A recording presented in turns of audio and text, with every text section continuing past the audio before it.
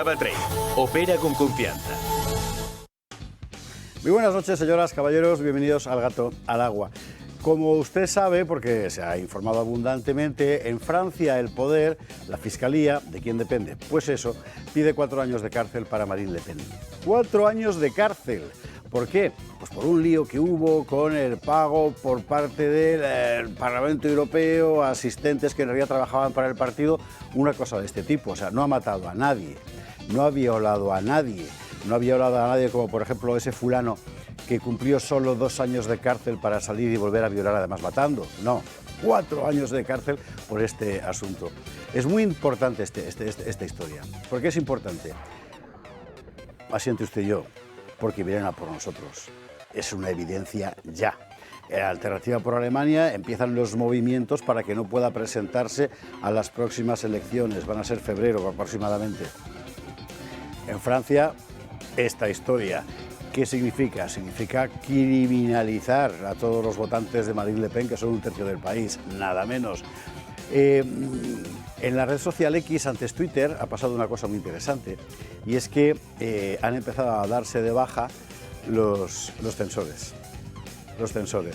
O sea, dieron La Vanguardia, Enrique Juliana, Antón Losada y tal. ¿Por qué? Pues porque están muy disconformes con que todo el mundo pueda decir lo que quiere. O sea, para ellos la libertad consiste en que tú eres libre para censurarme a mí. Eso es la libertad para ellos. Si desaparecen las censuras, entonces es que viene el fascismo. Ojo, que así están las cabezas, pero eso es lo que está pasando. Y aquí también. Aquí acabamos de vivir 2 episodios, uno crónico, que es el nuestro, sistemáticamente ninguneados por todas partes, pero bueno, aquí estamos gracias a usted, ¿verdad? Y otro, que lo acabamos de ver, con el asunto de Iker Jiménez y la banca ING. Se le ocurrió retirar la publicidad del programa de Iker, a que desde aquí mandamos un saludo, porque bueno, había sacado unas informaciones acerca de las noticias sobre fallecidos en el parking del Bonaire de Aldaya, etcétera, noticias que en realidad descansaban sobre lo que todos los demás habían publicado. Pero empezó la campaña contra él. ¿Por qué? Pues porque es políticamente incorrecto y se estaba saliendo del redil. Mientras hablaba de ovnis y eso, bueno, pero ahora que hablaba de la realidad, eso no puede ser. Les ha salido el tiro por la culata, por cierto, a la banca esta, que no sé quién habrá tomado esa decisión. ¿Por qué? Pues porque la gente ya no traga, y esta es la buena noticia. En los Estados Unidos acaba de pasar una cosa muy importante, que es que dentro de la ola Trump aparece un señor que es Elon Musk, el patrón precisamente de X y de tantas otras cosas, y lo que anuncia fundamentalmente, el propio Trump lo dice, es una legislación anticensura en redes. Anticensura. Estamos aquí, estamos librando una auténtica batalla entre los que reivindican el derecho a poder decir cosas como el cambio climático no mata, por ejemplo, ¿verdad? Y los que, por el contrario, se atribuyen el derecho a callarte a ti la boca porque no están de acuerdo con lo que tú dices y llamarte facha. Bueno, pues aquí estamos en el bando de los que van a defender esa libertad elemental, esa libertad de expresión elemental sin la cual la vida hoy en sociedad sencillamente sería un infierno. Mira, hace un siglo no lo sé, hace 2 siglos. Las sociedades cambian, pero en esta sociedad, que es esencialmente una sociedad de la información, es absolutamente fundamental que la gente pueda expresarse con libertad. Y si delinque, hay leyes ya para eso, no hay que inventar nada. Están ya los mecanismos. Lo que hay que tratar es de que la sociedad esté informada con la mayor cantidad posible de voces y que se haga su propia idea de las cosas. Bueno, todo eso está pasando y es una magnífica noticia. Usted ya sabe que aquí, contra la opinión tan general esta de qué mal está todo, el mundo se hunde. El mundo se hunde por definición siempre, desde que empezó. Pregúntele usted a Hesiodo. Pero no, que va. Estamos viviendo un momento fascinante. Están cambiando muchas cosas y están cambiando para bien. Así que con estos ánimos empezamos hoy, viernes, el Gato al Agua. AvaTrade. Opera con confianza.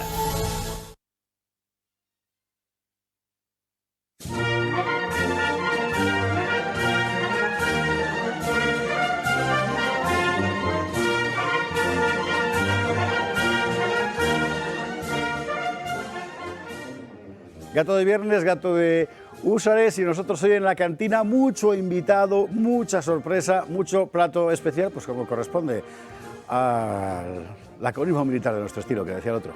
Titulares. Bueno, vamos a ver, el cambio climático no mata.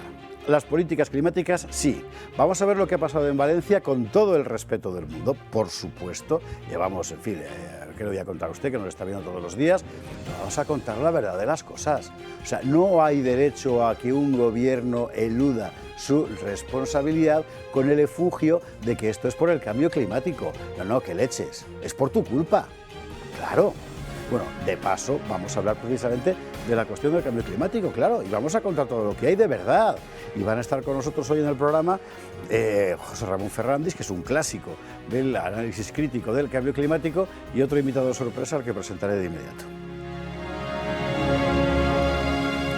Que se abre la segunda era Trump, o Trump, como dice Maduro. A ver, ¿una nueva revolución conservadora? Es que esta es la gran pregunta. Es muy interesante todo lo que está pasando en torno a la llegada de Trump. Vamos a ver hoy lo que trae. Sus anuncios en materia política, sus anuncios en materia metapolítica, ojo, porque el combate de la ideología trans es fundamental. Vamos a ver también quiénes son las personas que están empezando a ocupar ya, bueno, ocupar ya todavía no, que están designados ya para ocupar cargos relevantes en el próximo gobierno norteamericano y lo que nos sugieren. Vamos a pasar por un sitio que nunca pasa de moda, mire usted por dónde, el monasterio de San Lorenzo del Escorial. Hay libro nuevo, el libro de Sol Clemente, que viene además apadrinada por Javier Santamarta, que estará aquí también con nosotros. Usted sabe que el Escorial es uno de los lugares más fascinantes del mundo. No lo digo solo porque la fascinación de la España imperial, que nos sigue fascinando, es que lo que hubo ahí dentro guarda todavía muchos misterios que yo creo que esta noche vamos a poder desentrañar. Y hay que hablar de la tiranía, que cae sobre nosotros. Pedro está bien, ya nos lo ha dicho, quiere que le aplaudamos desde el balcón por lo bien que lo ha hecho, y usted y yo, y también su vecino, aunque no lo parezca, se está preguntando, pero este tío, ¿de dónde ha salido? O sea, ¿qué pretenden? Bueno, lo peor es que efectivamente sabemos que hay cerca de 4 o 5 millones de españoles que están dispuestos a comprar incluso eso. Pero precisamente por esto hay que evaluar el asunto, analizarlo, razonarlo, ¿verdad? Para poder explicarle al compatriota incauto, macho, bájate de ahí.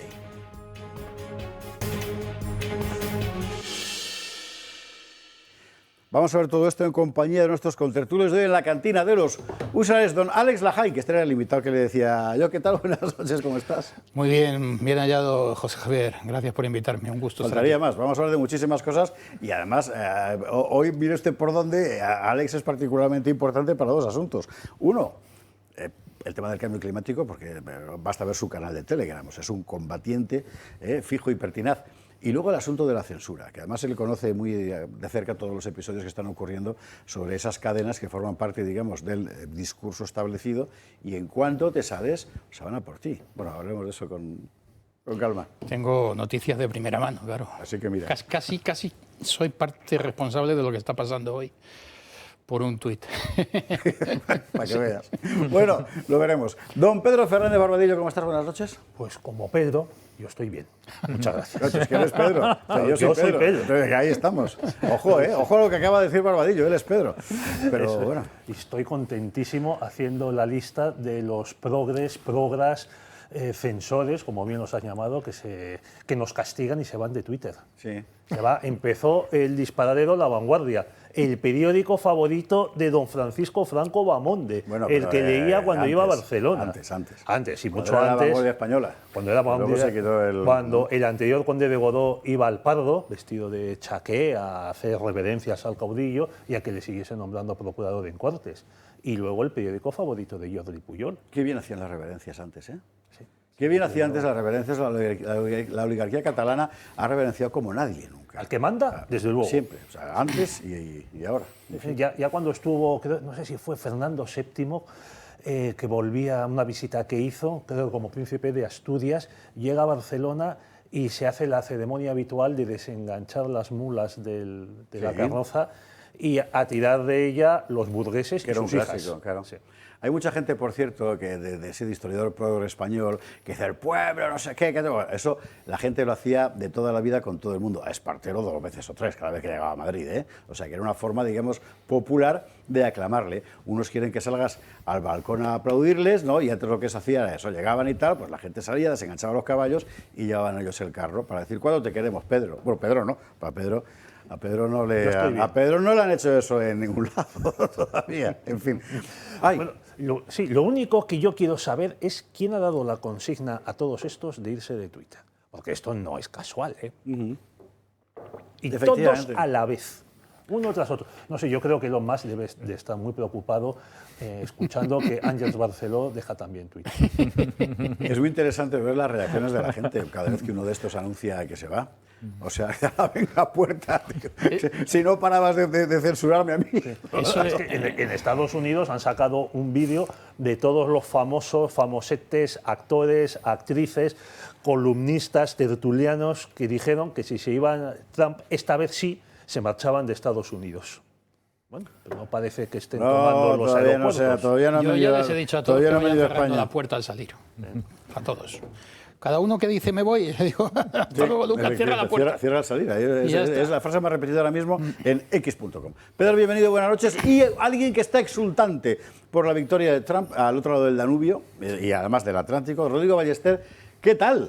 Pues muy bien, muy contento como Pedro y como Pedro, yo también estoy bien, y estamos muy contentos en Hungría, ¿eh? Muy contentos, sí, ¿no? Porque al final el gobierno de Orbán en particular ha pasado de ser la oveja negra oficial de la Unión Europea a ser el mejor amigo del nuevo jefe.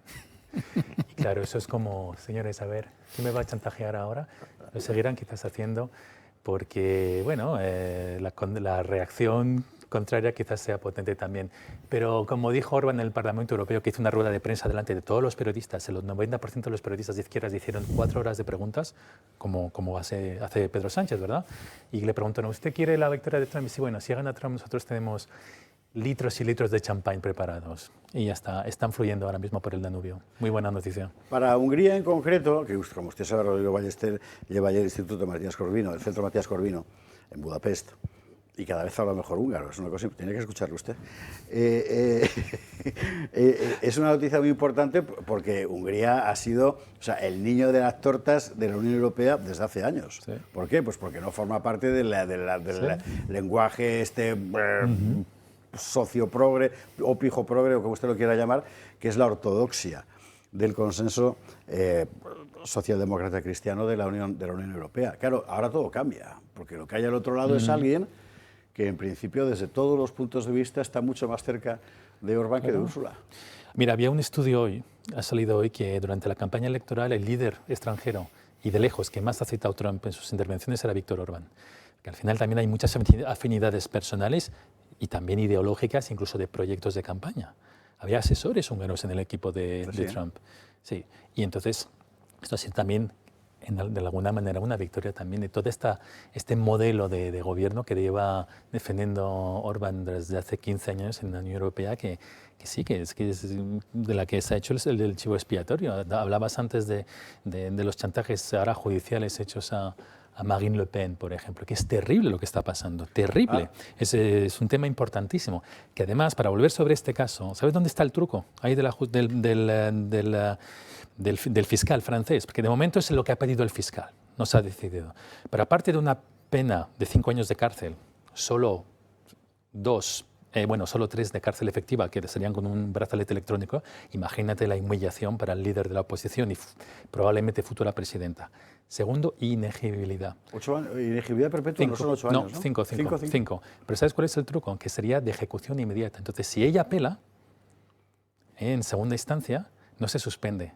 Y lo de la ejecución inmediata es rarísimo que lo pidan, rarísimo. Pues lo han hecho, ¿eh? Y así no llegaría tiempo para que la segunda instancia se pronuncie, e incluso aunque le dé la razón, ya se habría perdido la elección presidencial. No puede presentarse a las elecciones. Está mal, ¿eh? Y para volver a Hungría, yo esta lógica de extorsión también la pongo.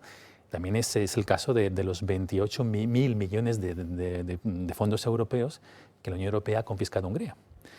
Al final les han dado 10.000 millones, pero les deben todavía 18.000 millones. Y estamos hablando de la exclusión de las universidades de Erasmus. Estamos hablando también de las sanciones contra Hungría por tener una ley que protege a los menores y que prohíbe la teoría de género en colegios y en televisiones. Y por todo esto está pagando un precio altísimo. Y también, cosa muy importante para Hungría, la elección de Trump cambia radicalmente también la situación en Ucrania. Y también, lo dijo el hijo de Trump de una manera poco elegante, pero le dijo a Zelensky, te quedan 38 días de subvenciones. Esto puede ser un cambio grandísimo también. Sí, poco elegante efectivamente es. Pero bueno, oye, al final, Zelensky tampoco es Bob Rummel, ¿verdad? Así que mira, bueno, en fin. Bueno, señores, que el mundo está apasionante. Vamos a empezar por el asunto de Marine Le Pen precisamente, que es de una enorme trascendencia, ¿eh? Pero bueno, antes de eso vamos a coger un poco de corriente.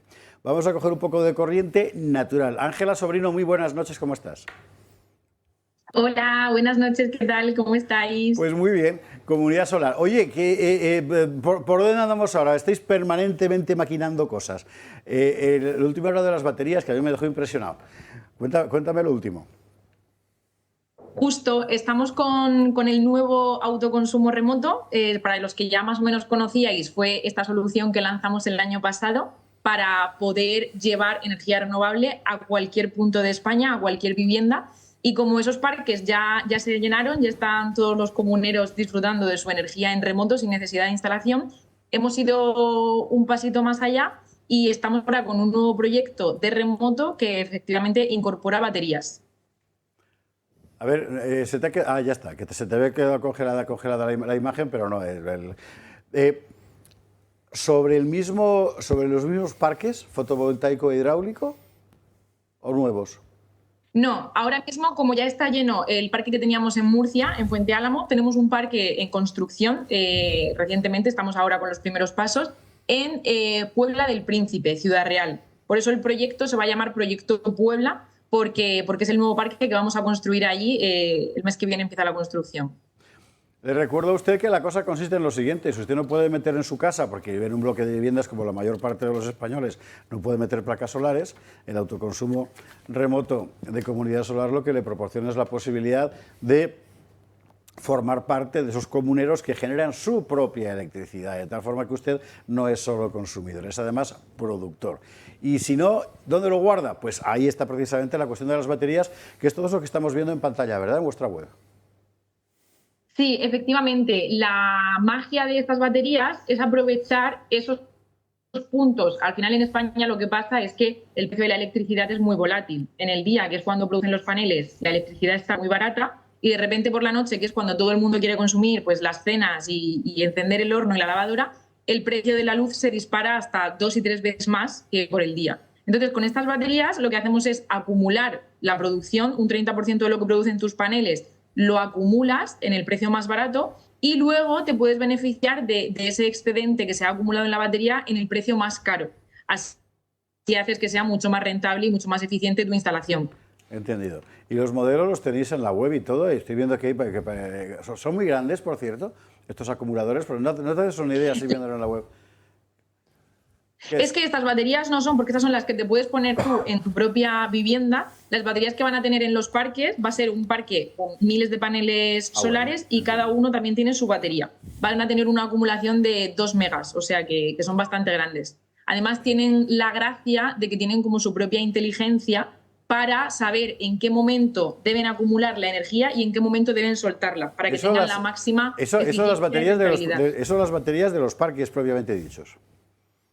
Justo. Joder, hoy las ciencias adelantan, que es una barbaridad. Bueno, mire, no se lo piense, llame 980-2812. Si le interesa, mire, incluso le digo una cosa, si le interesa, aunque no tenga la idea de comprar, usted llame y pregúntelo, porque es que realmente es un mundo formidable. Y sí, porque... Dime, sí, habla. Además, estamos en la oferta de lanzamiento, como ahora mismo es un proyecto sobre plano con algo muy nuevo, estamos con los primeros comuneros que se quieran unir ya, ahora que está en marcha. Tenemos un 10% de descuento para los que se estén uniendo ahora. Luego, cuando ya esté montado y produciendo, si queda alguna plaza, pues será un 10% más caro. Así que es el momento perfecto. Además, más alicientes. Ángela, muchísimas gracias. Muy buenas noches. Muchas gracias. Con Comunidad Solar, 900... ponme el teléfono otra vez, que no me lo sé de memoria, por favor. 980-2812. Vale la pena llamar, o entrar en la web y mirarlo, de verdad, e informarse. Es una posibilidad extraordinaria, sobre todo cuando uno mira a María Jesús Montero y dice, ¿de dónde saco yo ahora? Pues ahí estamos. Publi, a la vuelta de la publicidad, vamos a hablar del asunto de Marine Le Pen, gravísimo, ojo a lo que está pasando y a lo que puede pasar en Alemania enseguida, o aquí, y luego Donald Trump. Estamos de vuelta, Gato de Viernes, Gato de Húsares, a nuestras espaldas los húsares de nuestro maestro y padrino Augusto Ferrer Dalmau, y sobre la mesa el creciente batallón de la Madrina Paz, que empezó con un solitario húsar, que es el que está allá al fondo, el veterano, y luego todo lo demás que ha venido. Claro, desde que no están aquí Rodrigo y Alex ha pasado de todo. Desde Polonia, Katowice concretamente, nos han mandado un húsar alado. ¿Vale? Desde Covadonga, Nandi Cuevas, abogada de Liberum, cogió un muñequito, ¿dónde es? Aquí. Lo arregló, lo customizó y lo sumergió, en la pila bautismal de la Basílica de Covadonga. Y tal cual nos lo ha traído. Miguel Sánchez, veterano amigo de Televisión Española, uno de los pioneros de la tele en España, que nos hace el honor de vernos, nos trajo su húsar de Lego. Y bueno, y todo lo que, y más, húsares de Almansa, soldados de los tercios, ascaris africanos, carlistas españoles, un Blas de Lezo de la Sinfonía del Uro, que por cierto tiene su juego Cartagena. Entre usted en YouTube y búsquelo, porque está. Falta un húsar húngaro. Está petando su juego de estrategia. Falta un húngaro, un húsar húngaro. Falta un húsar húngaro, pues ¿sabes qué estás esperando? Claro. No lo sabía. Bueno, en fin, de todo. El almogávar de la Compañía de Reconstrucción Histórica Teruel Frontera, en fin. Y luego el hermano mayor. El hermano mayor, que es este soldado español de los tercios, cuyo nombre omitiré más que nada por copyright, para no tener que pagar a Arturo, y que es obra de Francano, es el nombre artístico, entre usted en la web y búscalo, Francano, que es un escultor maravilloso y que nos ha hecho esta maravilla para tenerla aquí. Así que a todos, mil gracias. Bueno, y la falcata de Juan Vicente, un espectador catalán. O sea, ya ve usted lo que da esto de sí. Bueno, así que a todos, de verdad, gracias mil, porque este programa y específicamente este formato del viernes, con lo anárquico que es, sería imposible sin vosotros. Y a la madrina por haber empezado esta locura, que sigue creciendo y que sigue creciendo. Vamos a empezar por el principio, y es la noticia que surgía ayer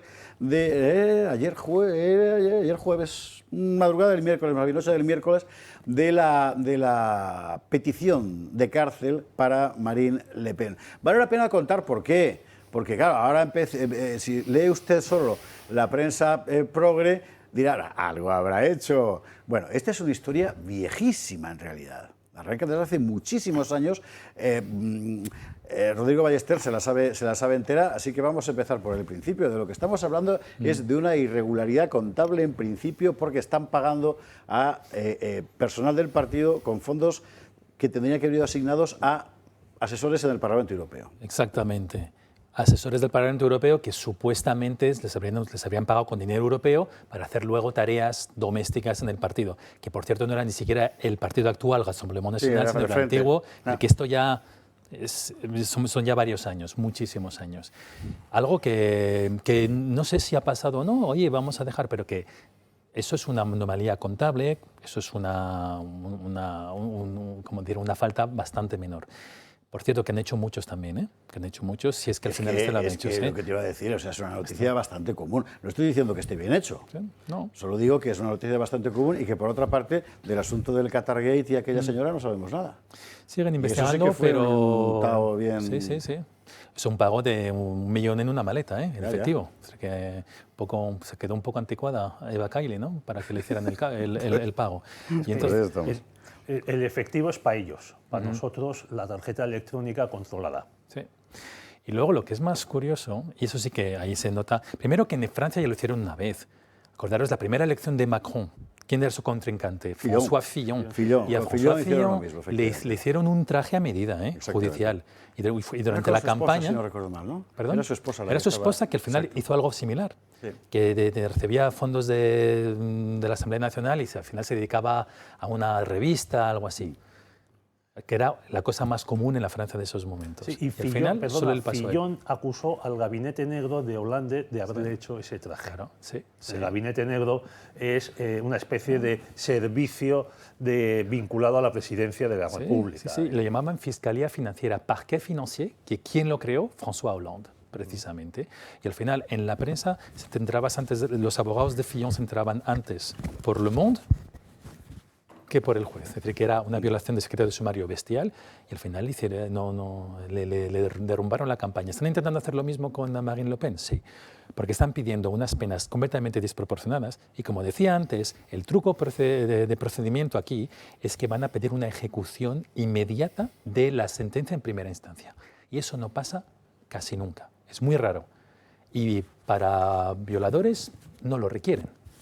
Que sepáis también que en Francia hay un sindicato, se llama el Sindicato de la Magistratura, que es la reencarnación de mayo del 68 hecho jueces. Y siguen siendo muy influyentes. Hace unos 10 años hubo una polémica en Francia porque un periodista fue a visitarlos y encontró en los despachos de ese sindicato unas fotos, una galería con fotos que se llamaba Le Mur des Cons. La pared de los gilipollas, por así decirlo, ¿no? La traducción correcta es gilipollas. Y ahí aparecía Sarkozy, aparecían todos los políticos de derecha. Entonces, ya no tiene ninguna credibilidad. Aún así, es un sindicato que es muy, muy influyente. Entonces, y aquí estamos asistiendo a eso, a la reacción del deep state entre Trump, lo que ha pasado con Trump y las últimas elecciones legislativas, que ya hubo una alianza para privar al Rassemblement National de su propia victoria.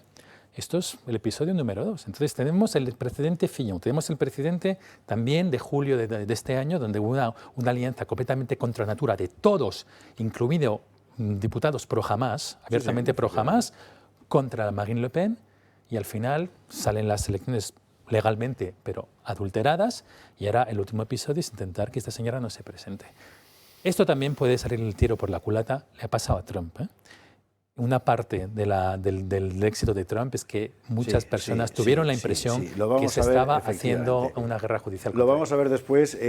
Contra lo que pensaba la opinión progre, el hecho es que la cacería judicial contra Trump ha creado el efecto en el pueblo, ¿verdad? Enteramente contrario. Decir, hombre, ya está bien, claro.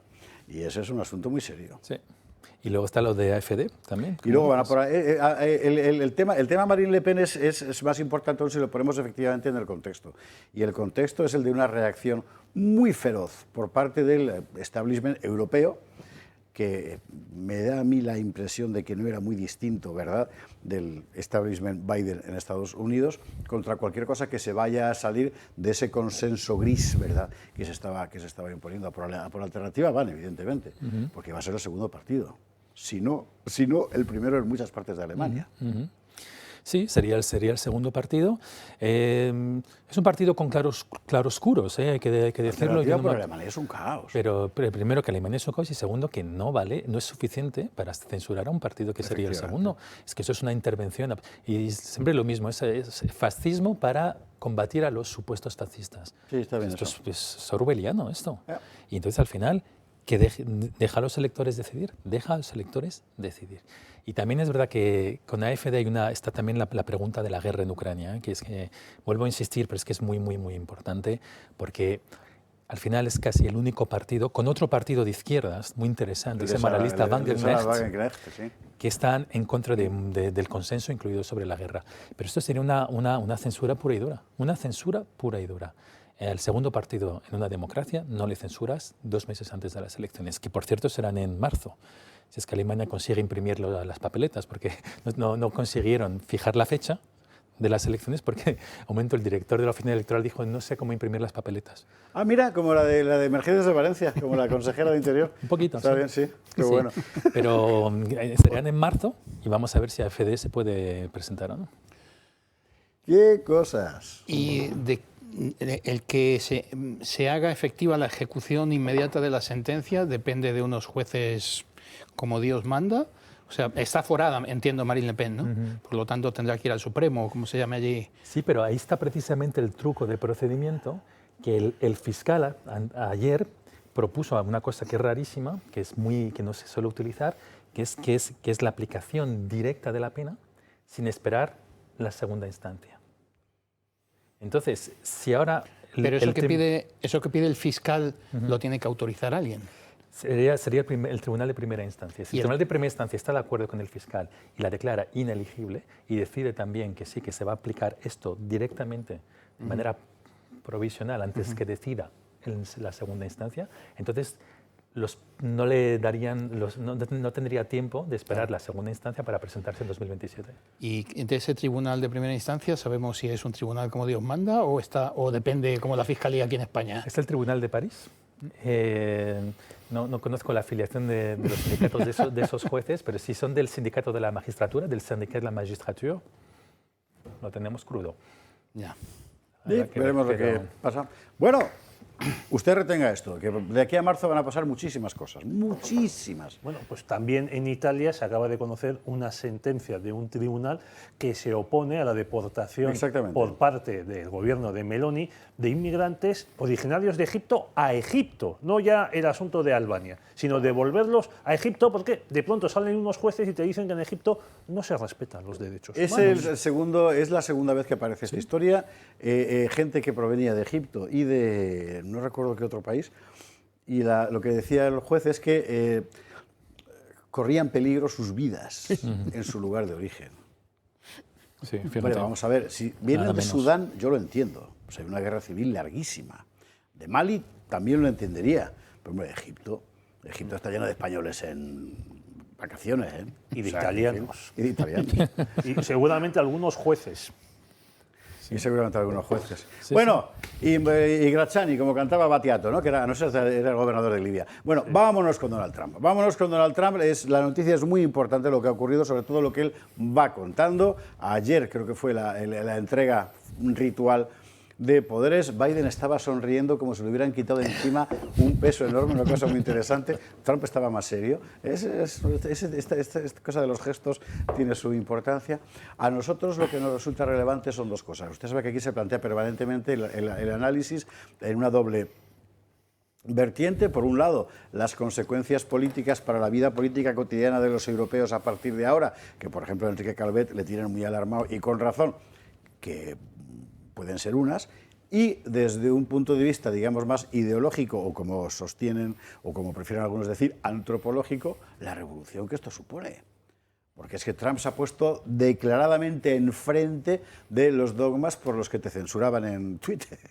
Y ya no. Claro, ¿es una nueva revolución conservadora? Bueno, vamos a debatirlo. Recordemos cómo nos lo presentaba esta semana Ana Angeloa.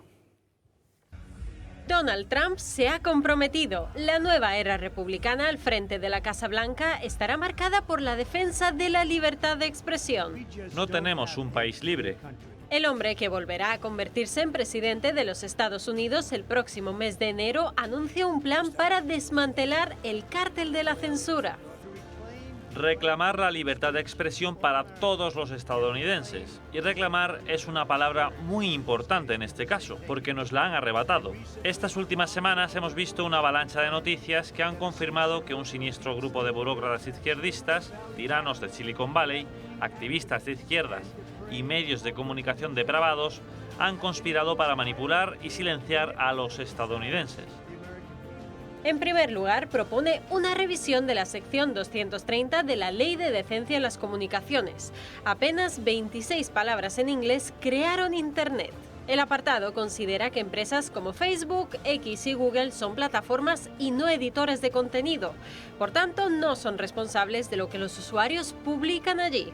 También entiende esta sección que están en todo su derecho de vigilar y moderar el contenido. Trump describe su visión de unas redes sociales que no intervengan en el debate público, salvo que sea para evitar la difusión de contenido ilegal como la explotación infantil o el terrorismo, dice. Unos temas que deberán ser tratados con dureza. La misma dureza exige el que será el nuevo presidente de los Estados Unidos con la inmigración ilegal. Prepara un plan de deportación masiva para los más de 11 millones de ciudadanos ilegales con sanciones, ojo, para los países de origen que no acepten su regreso. El coste de este plan podría alcanzar los 90.000 millones de dólares. En el otro lado tendríamos otro plan de atracción de talento de fuera, pero legal, una medida para paliar el descenso de la población tras las deportaciones. Esto llegaría combinado con una política de natalidad que incentive tener hijos. El dinero saldría de las partidas destinadas hasta ahora a los lobbies woke. Otra de las claves con las que se pondrá manos a la obra la administración Trump es la cultura de las terapias trans. Aquí está mi plan para parar la mutilación química, física y emocional de nuestros jóvenes. El mismo día 1 revocará las políticas que protegen el llamado cuidado de afirmación de género y que incluyen los bloqueadores de pubertad, la modificación del físico acorde al sexo contrario y la hormonación adicional. Se prohibirá totalmente el cambio de sexo en menores de todos los estados. También se cerrará cualquier programa que promueva este tipo de ideología y se expulsará del programa médico a cualquier centro que participe en la hormonación infantil. Las víctimas contarán con un derecho privado de acción para demandar a los médicos que hayan realizado este tipo de tratamientos sobre ellos. El papel de las farmacéuticas también estará bajo lupa. Si se descubre que han fomentado las terapias trans para enriquecerse, estarán en serios problemas. En resumen, bajo mi mandato, esta locura terminará. Del tema trans vamos a hablar específicamente después, porque tenemos un vídeo muy interesante elaborado precisamente al respecto. De lo demás. Bueno, yo tengo que decir que no sé en lo que nos afectará a nosotros como españoles temas como los aranceles o la relación con Marruecos y cosas así que nos atañen directamente, ¿no?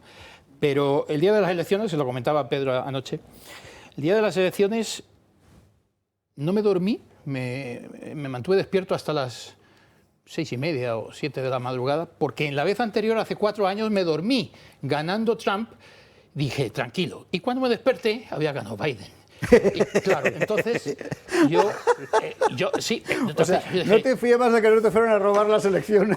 Como en la película La invasión de los ultracuerpos. ¿Te acuerdas de aquellas bandas extraterrestres vegetales que si te quedabas dormido 5 segundos ya te cazaba y te convertías en un zombi, ¿no? Pues yo igual aguanté como un jabato ahí. Y hasta las 6:30 no respiré porque no daban los resultados de Pensilvania, no daban todavía en los marcos. Hasta el último momento, hasta las 7 de la madrugada ya, y de hecho no los dieron, o sea, dijeron hagan las elecciones y seguía sin salir el numerito de Pensilvania. Y he leído hace poco que es que todavía no está hecho el recuento. A ver, es que California sigue contando votos. Claro. Han pasado 10 días de las elecciones y en California todavía no han dado los resultados oficiales porque según la ley aprobada por la Asamblea Progre, tienen de plazo hasta el 3 de diciembre. Claro. Y para el 6, los otros datos de las elecciones, pues la elección del sheriff del condado de Orange, unos cuantos referendos, la Asamblea, vamos, los cargos elegidos para el Senado y para la Cámara de Representantes, hasta el día 3. Joder, es increíble. O sea, estos son los que te mandan cohetes a Marte. Es increíble. Y esos son los que te dicen luego que las elecciones en no sé dónde, en Uruguay, Georgia, por ejemplo. En Georgia, en Hungría, están mal hechas. Sí, claro. Eso es esta soberbia que por fin esperemos que ya Donald Trump le dé un portazo a este asunto. Ha dicho una cosa, un segundo, ha dicho una cosa que es efectivamente sobre la que pivotan todas las demás ideologías woke y de esta progresiva del marxismo cultural y de la corrección política. El cambio climático es el eje que vertebra todo lo demás. En muy buena medida, sí, señor. Sí, entonces, este señor se va a salir nuevamente, espero, de lo de París, lo de, ¿cómo se llama? El protocolo de Kioto. Sí, no, lo de sí. Y la cumbre de París. La declaración de París. Y entonces se les va a tumbar todo lo demás. Se les tumba lo de Ucrania, se les tumba lo de los trans, se les tumba la inmigración, los LGTBI. Las ONGs. Esa es la clave también. Todo, sí, pero todo pivota sobre el llamado cambio climático antropogénico. Y Trump, que tiene informes de cientos de científicos que le demuestran, no de señores del gorrito de aluminio, sino informes hasta del premio Nobel, sabe perfectamente lo que se cuece ahí y la mentira que es. Cambio climático lo vamos a examinar después con Fernández, que viene dentro de un momento, específicamente. El tema trans también, en conjunto, Rodrigo Ballester. Esto es una revolución ideológica, acuérdate, bueno, usted es, como dicen en las redes, usted es muy joven y no se acordará, pero cuando ganó Reagan, o sea, ¿qué era el 80 y qué? 80. 80. De lo que se habló es que ya era la nueva revolución conservadora, incluso hubo un libro de Guy Sorman sobre la cuestión. Eso en Francia, porque en España te decían que había llegado un vaquero a la Casa Blanca y un mal actor, un mediocre actor. En la derecha había mucha esperanza con el asunto, recuerdo artículos de Jesús Trillo. Es verdad que hubo una enorme ola de gente que había estado en la izquierda que empezó a apoyarle, pues Irving Kristol, Podhoretz, Daniel Bell, muchos de ellos luego se pasaron al lado del mal neocon, pero en fin, sí, venía una revolución conservadora en un momento en que había una enorme pugna, eco de la Guerra Fría, entre dos modelos de sociedad, como un célebre libro de Manuel Fraga, ¿verdad? Y se suponía que Reagan venía a abrir el campo. Bueno, lo abrió en cierto modo, no solo él, ¿no? Esto ahora, mutatis mutandis. Para mí esto es incluso más importante porque Reagan hizo la revolución muy económica y Trump está poniendo los temas de guerra cultural al principio. Los hemos visto, libertad de expresión, trans, etc. Yo tuve la impresión el día de la elección que el consenso progres, sobre todo en la Unión Europea, había envejecido, en un día había envejecido casi medio siglo. Daos cuenta de algo, lo que han plebiscitado los americanos de una manera inapelable es el cordón sanitario que está en el Parlamento Europeo. Es decir, está bien visto eso, efectivamente. El cordón sanitario que lo están aplicando con un esmero ya casi quirúrgico, que no les deja ni una vicepresidencia de comisión en el Parlamento Europeo a estos, a los patriotas en particular, y en general a los conservadores. Los americanos se votan es lo que, claro, entonces al final estos se han quedado en bragas. El rey progre está desnudo desde hace una semana. En términos españoles sería que los americanos le han dicho a Sánchez, Pedro, quiero estar fuera de tu muro. Sí. No, y que al final que el cordón sanitario son las barricadas que os habéis construido vosotros para defender vuestra hegemonía. Y entonces, además, un presidente que habla con esta claridad del tema trans, que para mí es primordial, y que lo explica en 3 minutos de una manera tan clara y dice exactamente que esto lo va a erradicar, sino que no es una política de consenso, sino que no, con esto vamos a acabar de raíz, para mí sí que es una revolución, ha dado mucha esperanza. Esta victoria ha dado mucha esperanza porque con el 80% de los medios en contra, con toda la administración en contra, toda la administración en contra, con toda la farándula hollywoodiense en contra, no es que haya ganado, sino que les ha dado una paliza.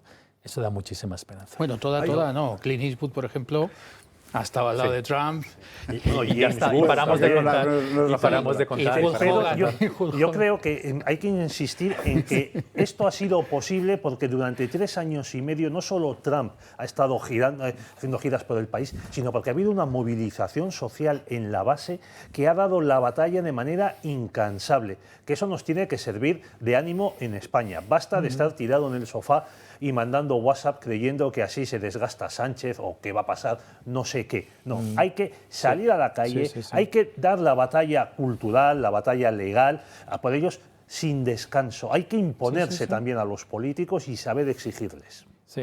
Y esto es la revolución de las clases olvidadas, los proletarios olvidados, contra las élites urbanas. El wokismo, es la gran diferencia, efectivamente. El wokismo es una ideología de liberales, urbanitas.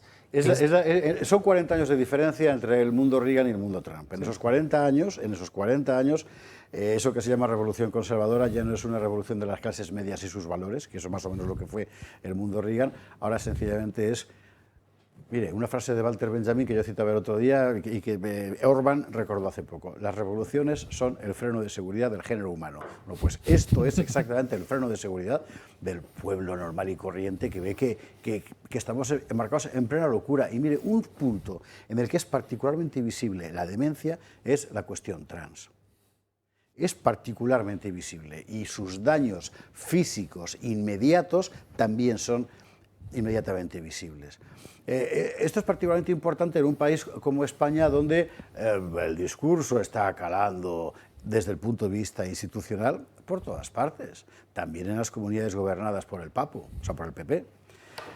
Hace unas semanas salía la noticia de Avery Jackson y nosotros hicimos un vídeo. Ana Angelova, ¿usted conoce usted esa historia? Porque esa niña fue el icono del mundo trans. Y hoy es una persona enormemente desdichada que, y esto es lo peor, no puede volver atrás. Claro. Esta es la historia.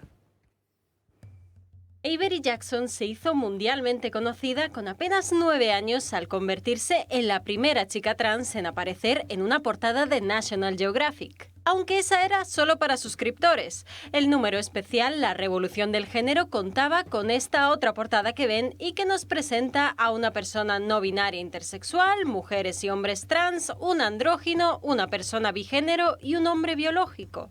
En su día fue especialmente polémica, claro, por olvidarse de añadir también una mujer biológica. Era enero de 2017 y la revista hizo historia al sumarse así a la campaña de normalización de la ideología de género. Contaba la historia de 80 niños de distintas partes del mundo que sentían que no encajaban en el hogar en el que habían nacido.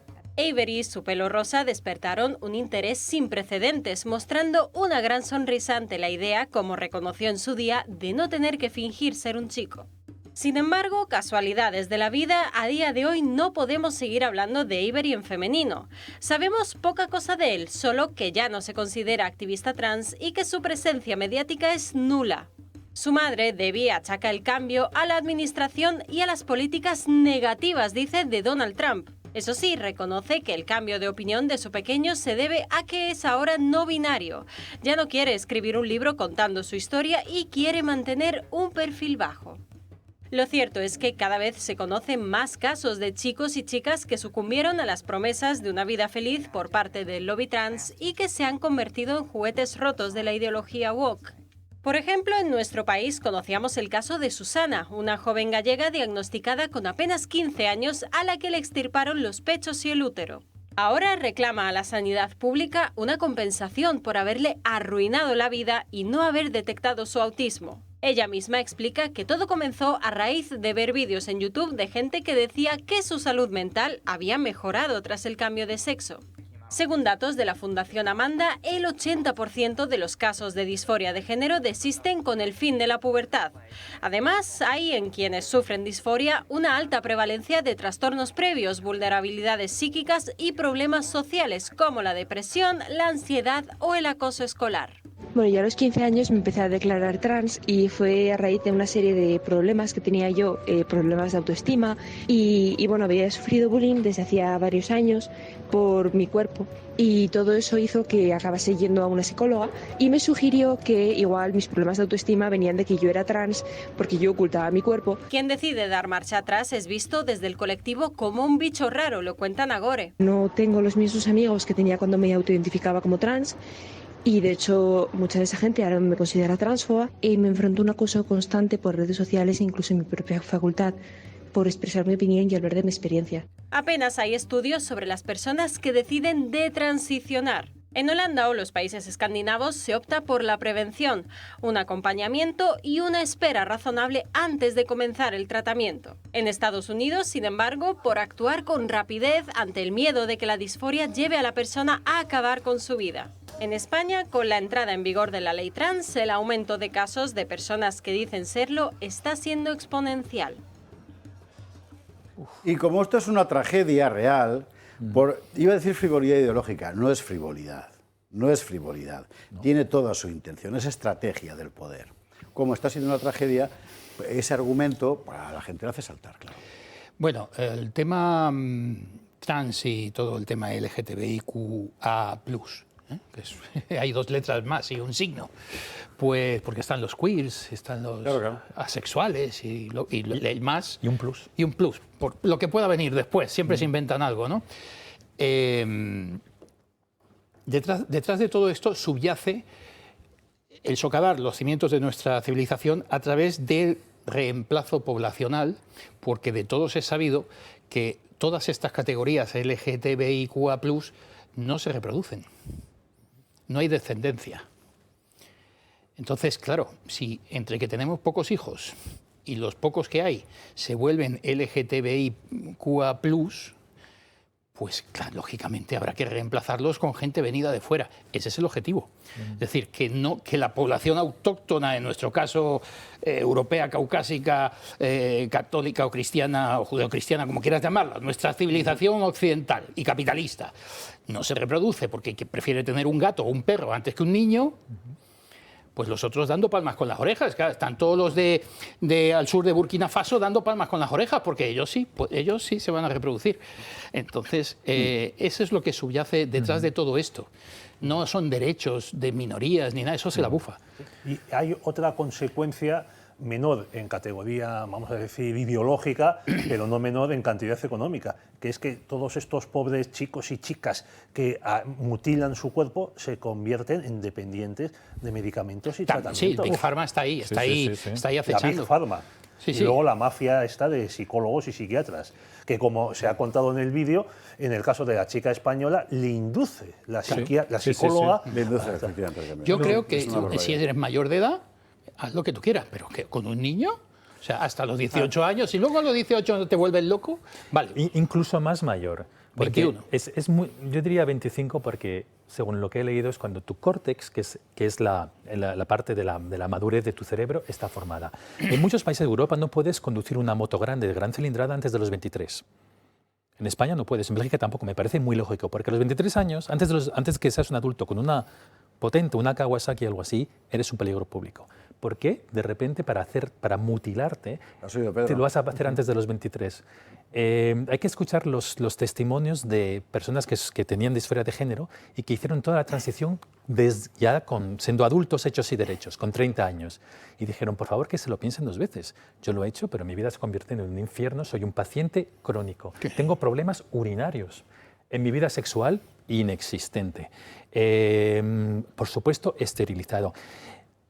Hay que enseñar un día las fotos. Yo tengo aquí fotos en el móvil de dobles mastectomías, de vaginoplastias, de faloplastias también. Son mengueles arcoíris. Hacer esto a jóvenes vulnerables, esto va a ser un escándalo de salud pública que dentro de 100 años nos dará vergüenza haber tolerado esto. 2 cifras, y hay pocas. He encontrado 2. Un estudio que se ha hecho a lo largo de 30 años, el único estudio que se ha hecho a lo largo de 30 años, que ha detectado que las personas con este tipo de problemas psicológicos tienen 19 veces más riesgo de cometer un suicidio. Entonces, ¿qué pasa? Que ya eres vulnerable de por sí y al final te obligan o te inducen a mutilarte, a convertirte en un monstruo, a que las mujeres tengan barbas, no tengan pechos, tengan la vagina atrofiada, por ejemplo, con la testosterona, que se tomen una molécula, una medicina como el Lupron, que se utiliza para castrar químicamente a los violadores. Y al final, ¿qué pasa? Que a los 23 años se dan cuenta, siguen igual de deprimidas, monstruosas y se acaban pegando un tiro. En 2007 abrió la primera clínica en Estados Unidos, hoy hay 40. Para hablar de negocio, ahí tenemos la cifra. Señores, a la publicidad que hay que hacerla así. Raquel, organízame la vida. Vamos a ver. Vamos a terminar el asunto Trump con nuestra cosa importante, que son los nombres. Y aquí tenemos en la mesa hoy 2 expertos como son Pedro y Rodrigo, porque yo no tengo ni idea de esta gente, para lo que significan estos nombramientos. Enseguida viene José Ramón Fernández, que igual está ya aquí, puede pasar también, porque vamos a entrar enseguida con el tema del cambio climático. Así que, si te parece, nos vamos a la publi, entra Fernández y lanzás como estamos. Hasta la misma.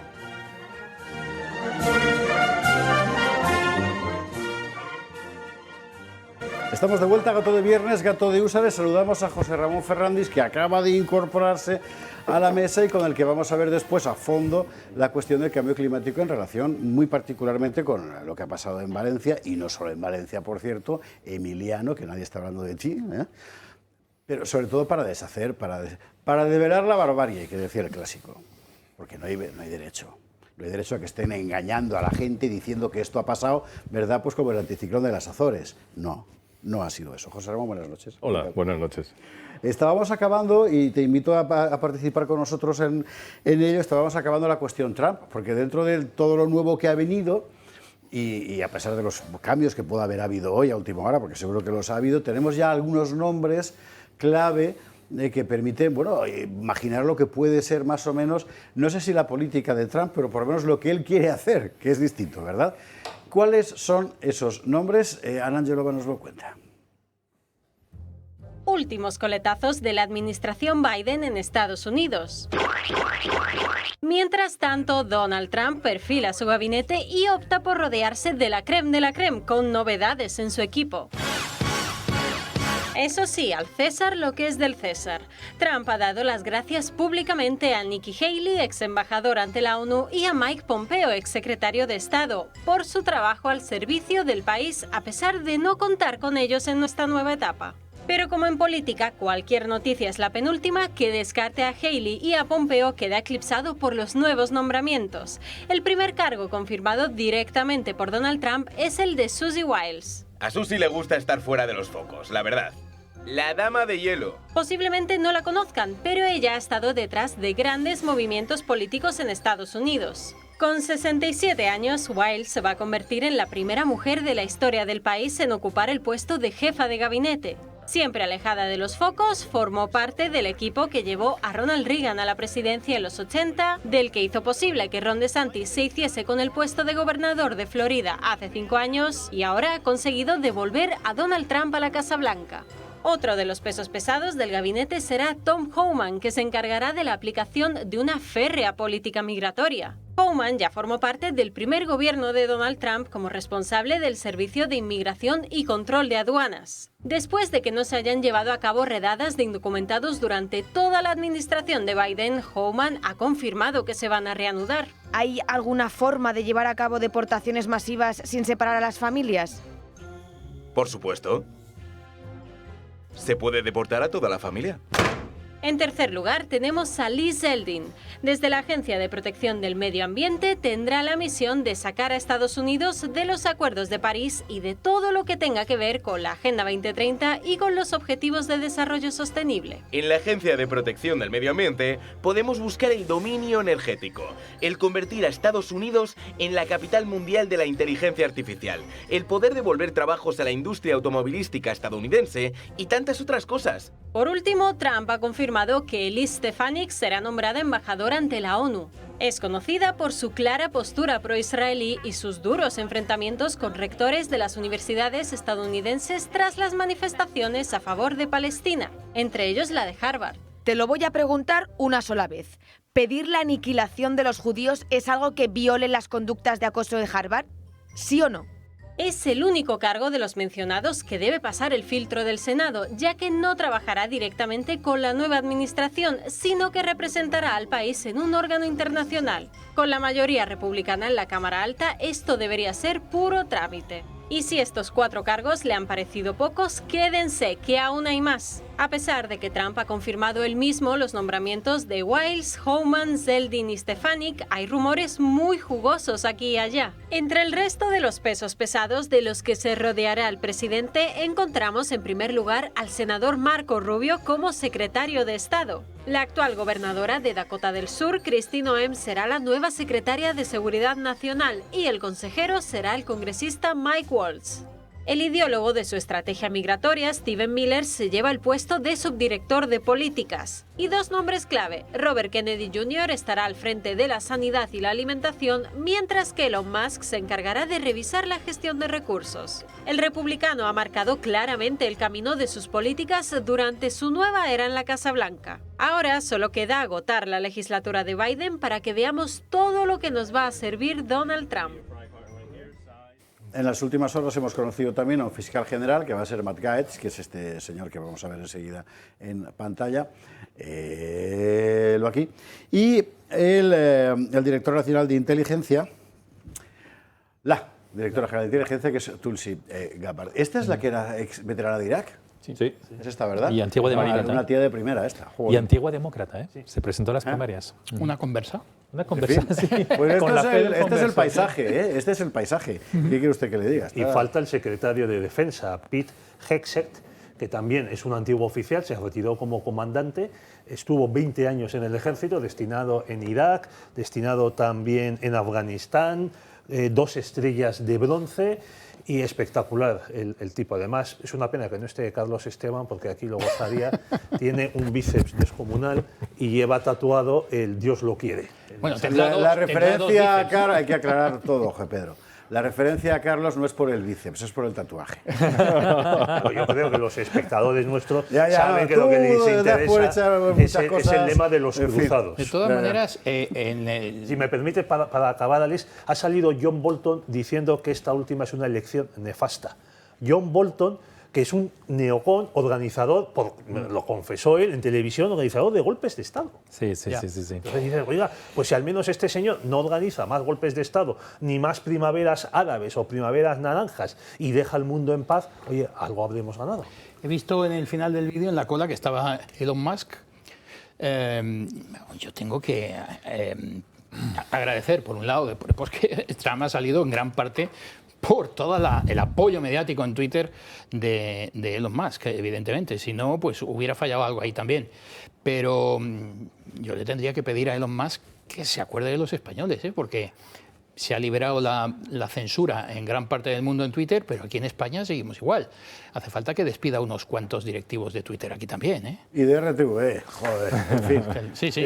Bueno, lo de Robert Kennedy en sanidad y alimentación es una auténtica revolución. Es una bomba. Los Estados Unidos, lo conoce muy bien Alex, los Estados Unidos desde hace, ¿qué?, 40 años, más, medio siglo, es la colusión plena de la industria farmacéutica y la industria alimentaria, y el resultado de eso es que el humano más enfermo del mundo es el norteamericano medio.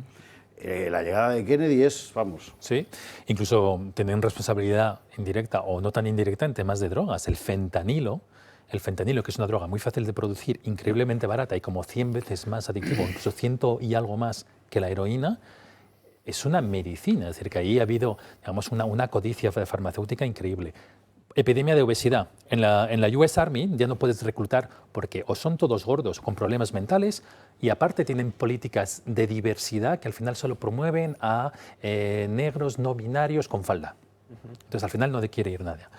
Yo cuando veo este equipo, este Dream Team, primero es muy importante lo que decías antes de Bolton, esto no tiene nada que ver con los neocons. De hecho, es lo opuesto. Una de las revoluciones de Trump es que ahora mismo es una política más aislacionista, es una America First. Primero, América. No nos vamos a meter en todos los tinglados. Esto es una cosa que es...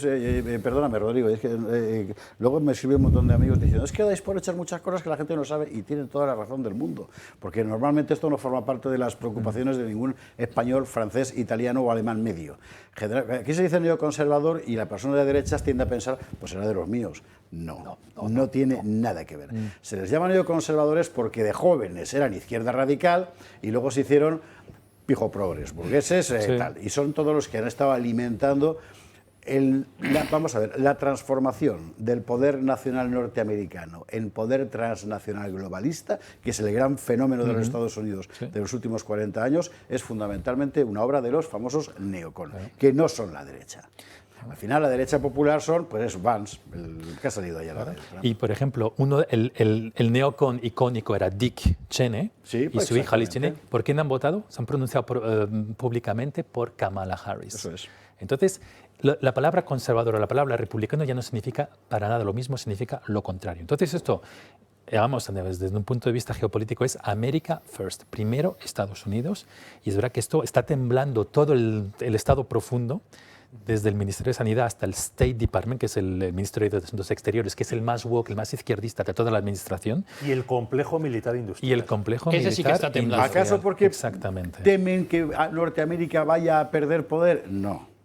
Porque lo que va a cambiar es la red de relaciones, de intereses cruzada por el establishment norteamericano, demócrata y también republicano en su momento, con el resto del mundo. Y eso es lo que se va a romper. Por eso están temblando. Es una cuestión fundamentalmente de gran negocio global y de concepción del papel de los Estados Unidos en el mundo. Que sea bueno o malo para los españoles, eso será un debate de otro día. Pero que sepa usted que esto es lo que hay, ¿no? Falta un nombre, amigo de Elon Musk, Vivek Ramaswamy, algo así, que es un empresario de muchísimo éxito, un tipo que habla muy bien, muy elocuente, también de origen indio, si no me equivoco. No es uno de los que se presentaron en las primarias. Sí, se presentó en las primarias. Claro, aquí le sacamos en un debate, efectivamente. Sí. Y él también es una persona que ha hecho su fortuna en Silicon Valley, pero que está en que es como el vice, pero un elegante, ¿no?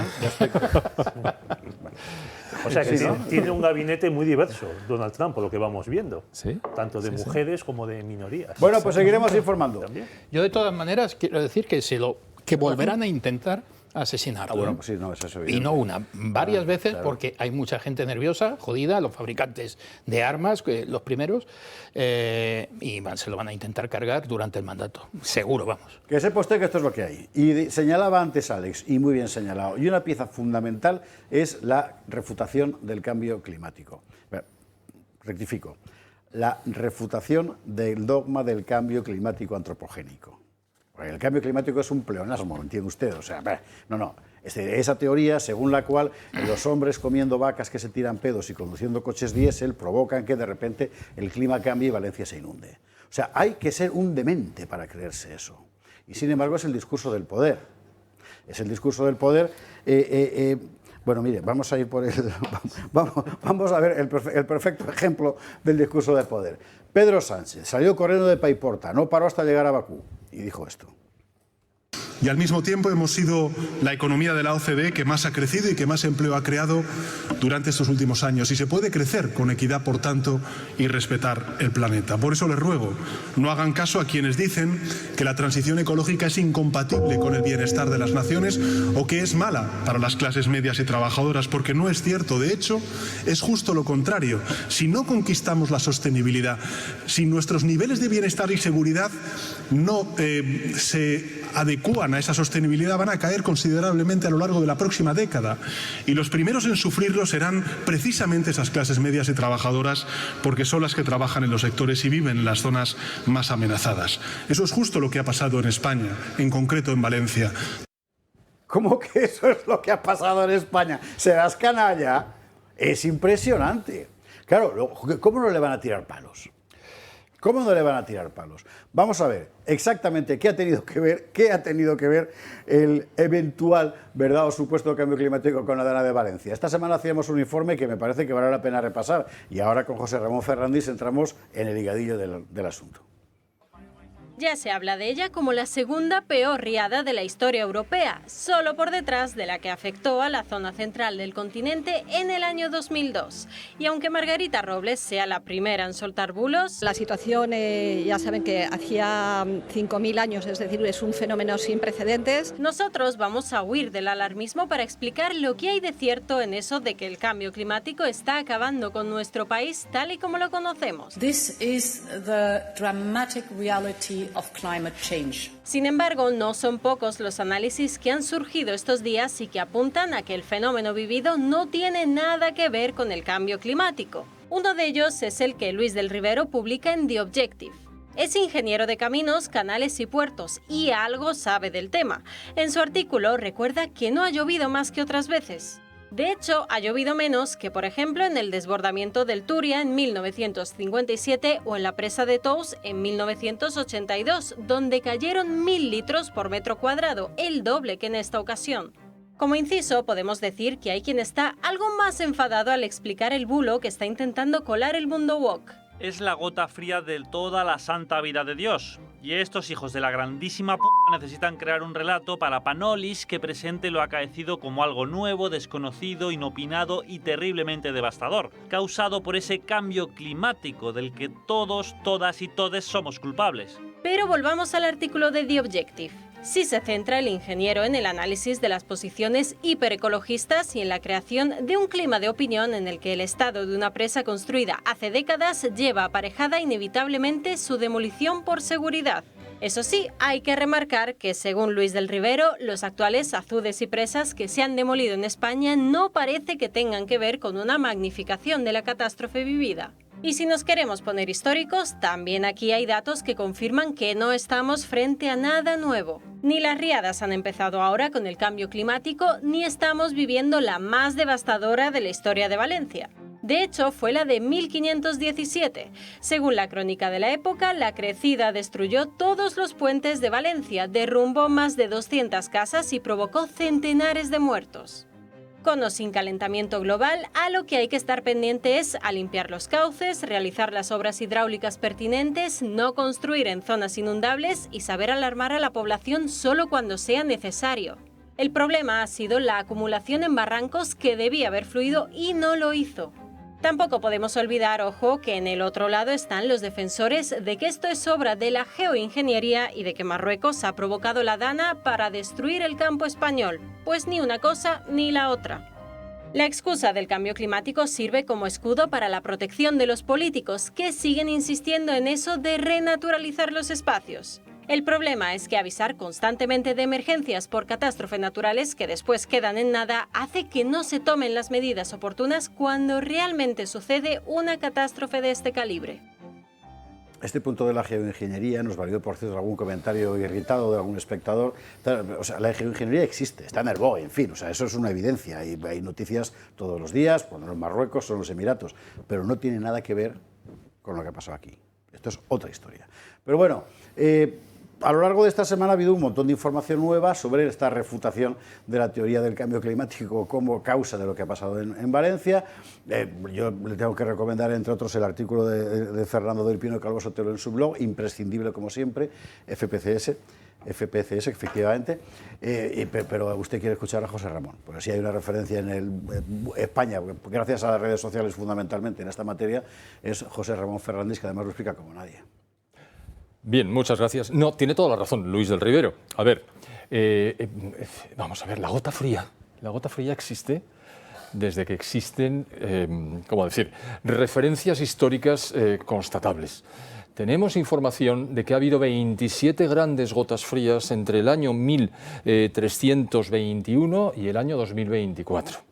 Ahí han aparecido en la lista. Bien, esas gotas frías, que se siguen llamando gotas frías a pesar de que alguien los quiera llamar danas, ¿por qué les llaman dana?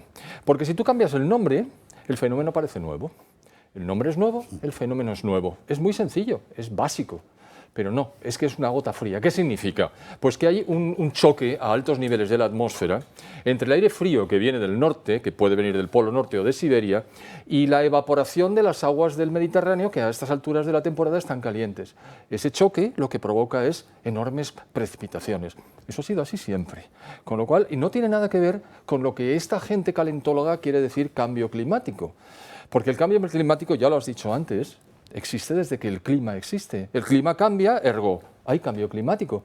Por cierto, hasta 1998 esto no se llamaba cambio climático, se llamaba calentamiento global. Exactamente, es una cosa en la que Alex insiste mucho. Sí, ¿y por qué dejaron de llamarlo calentamiento global? Porque no se calentaba en 1998 apareció la pausa. Porque hasta 2016 no hubo más calentamiento en la atmósfera, como dijeron, ¡guau! Esto se nos va de las manos, vamos a cambiar el nombre. Ahora es emergencia climática, le cambiarán el nombre las veces que haga falta. ¿Y esto a qué se debe? Oiga, si es el CO2, ¿cómo diablos ha habido una pausa? ¿Me lo explique? Claro que no pueden explicarlo. Después del 2016, cuando hubo El Niño especialmente fuerte, es decir, el ciclo del agua, que es el que sí caldea la atmósfera o la enfría, entonces hubo un pico de temperatura, luego cayó y hemos tenido otros 8 años en los que la temperatura no ha subido, hasta que ha llegado el año 2022, otro El Niño especialmente fuerte y Jungatonga, que supongo que se acuerdan. Es una erupción del volcán submarino que proyecta incluso a la estratosfera enormes cantidades de vapor de agua, que es el gas de efecto invernadero más abundante y más potente, del que no habla nadie porque ese gas no puede ser grabado. Es decir, aquí no hay impuestos que podamos poner al agua, porque mire usted, el agua está en todas partes y el vapor de agua también.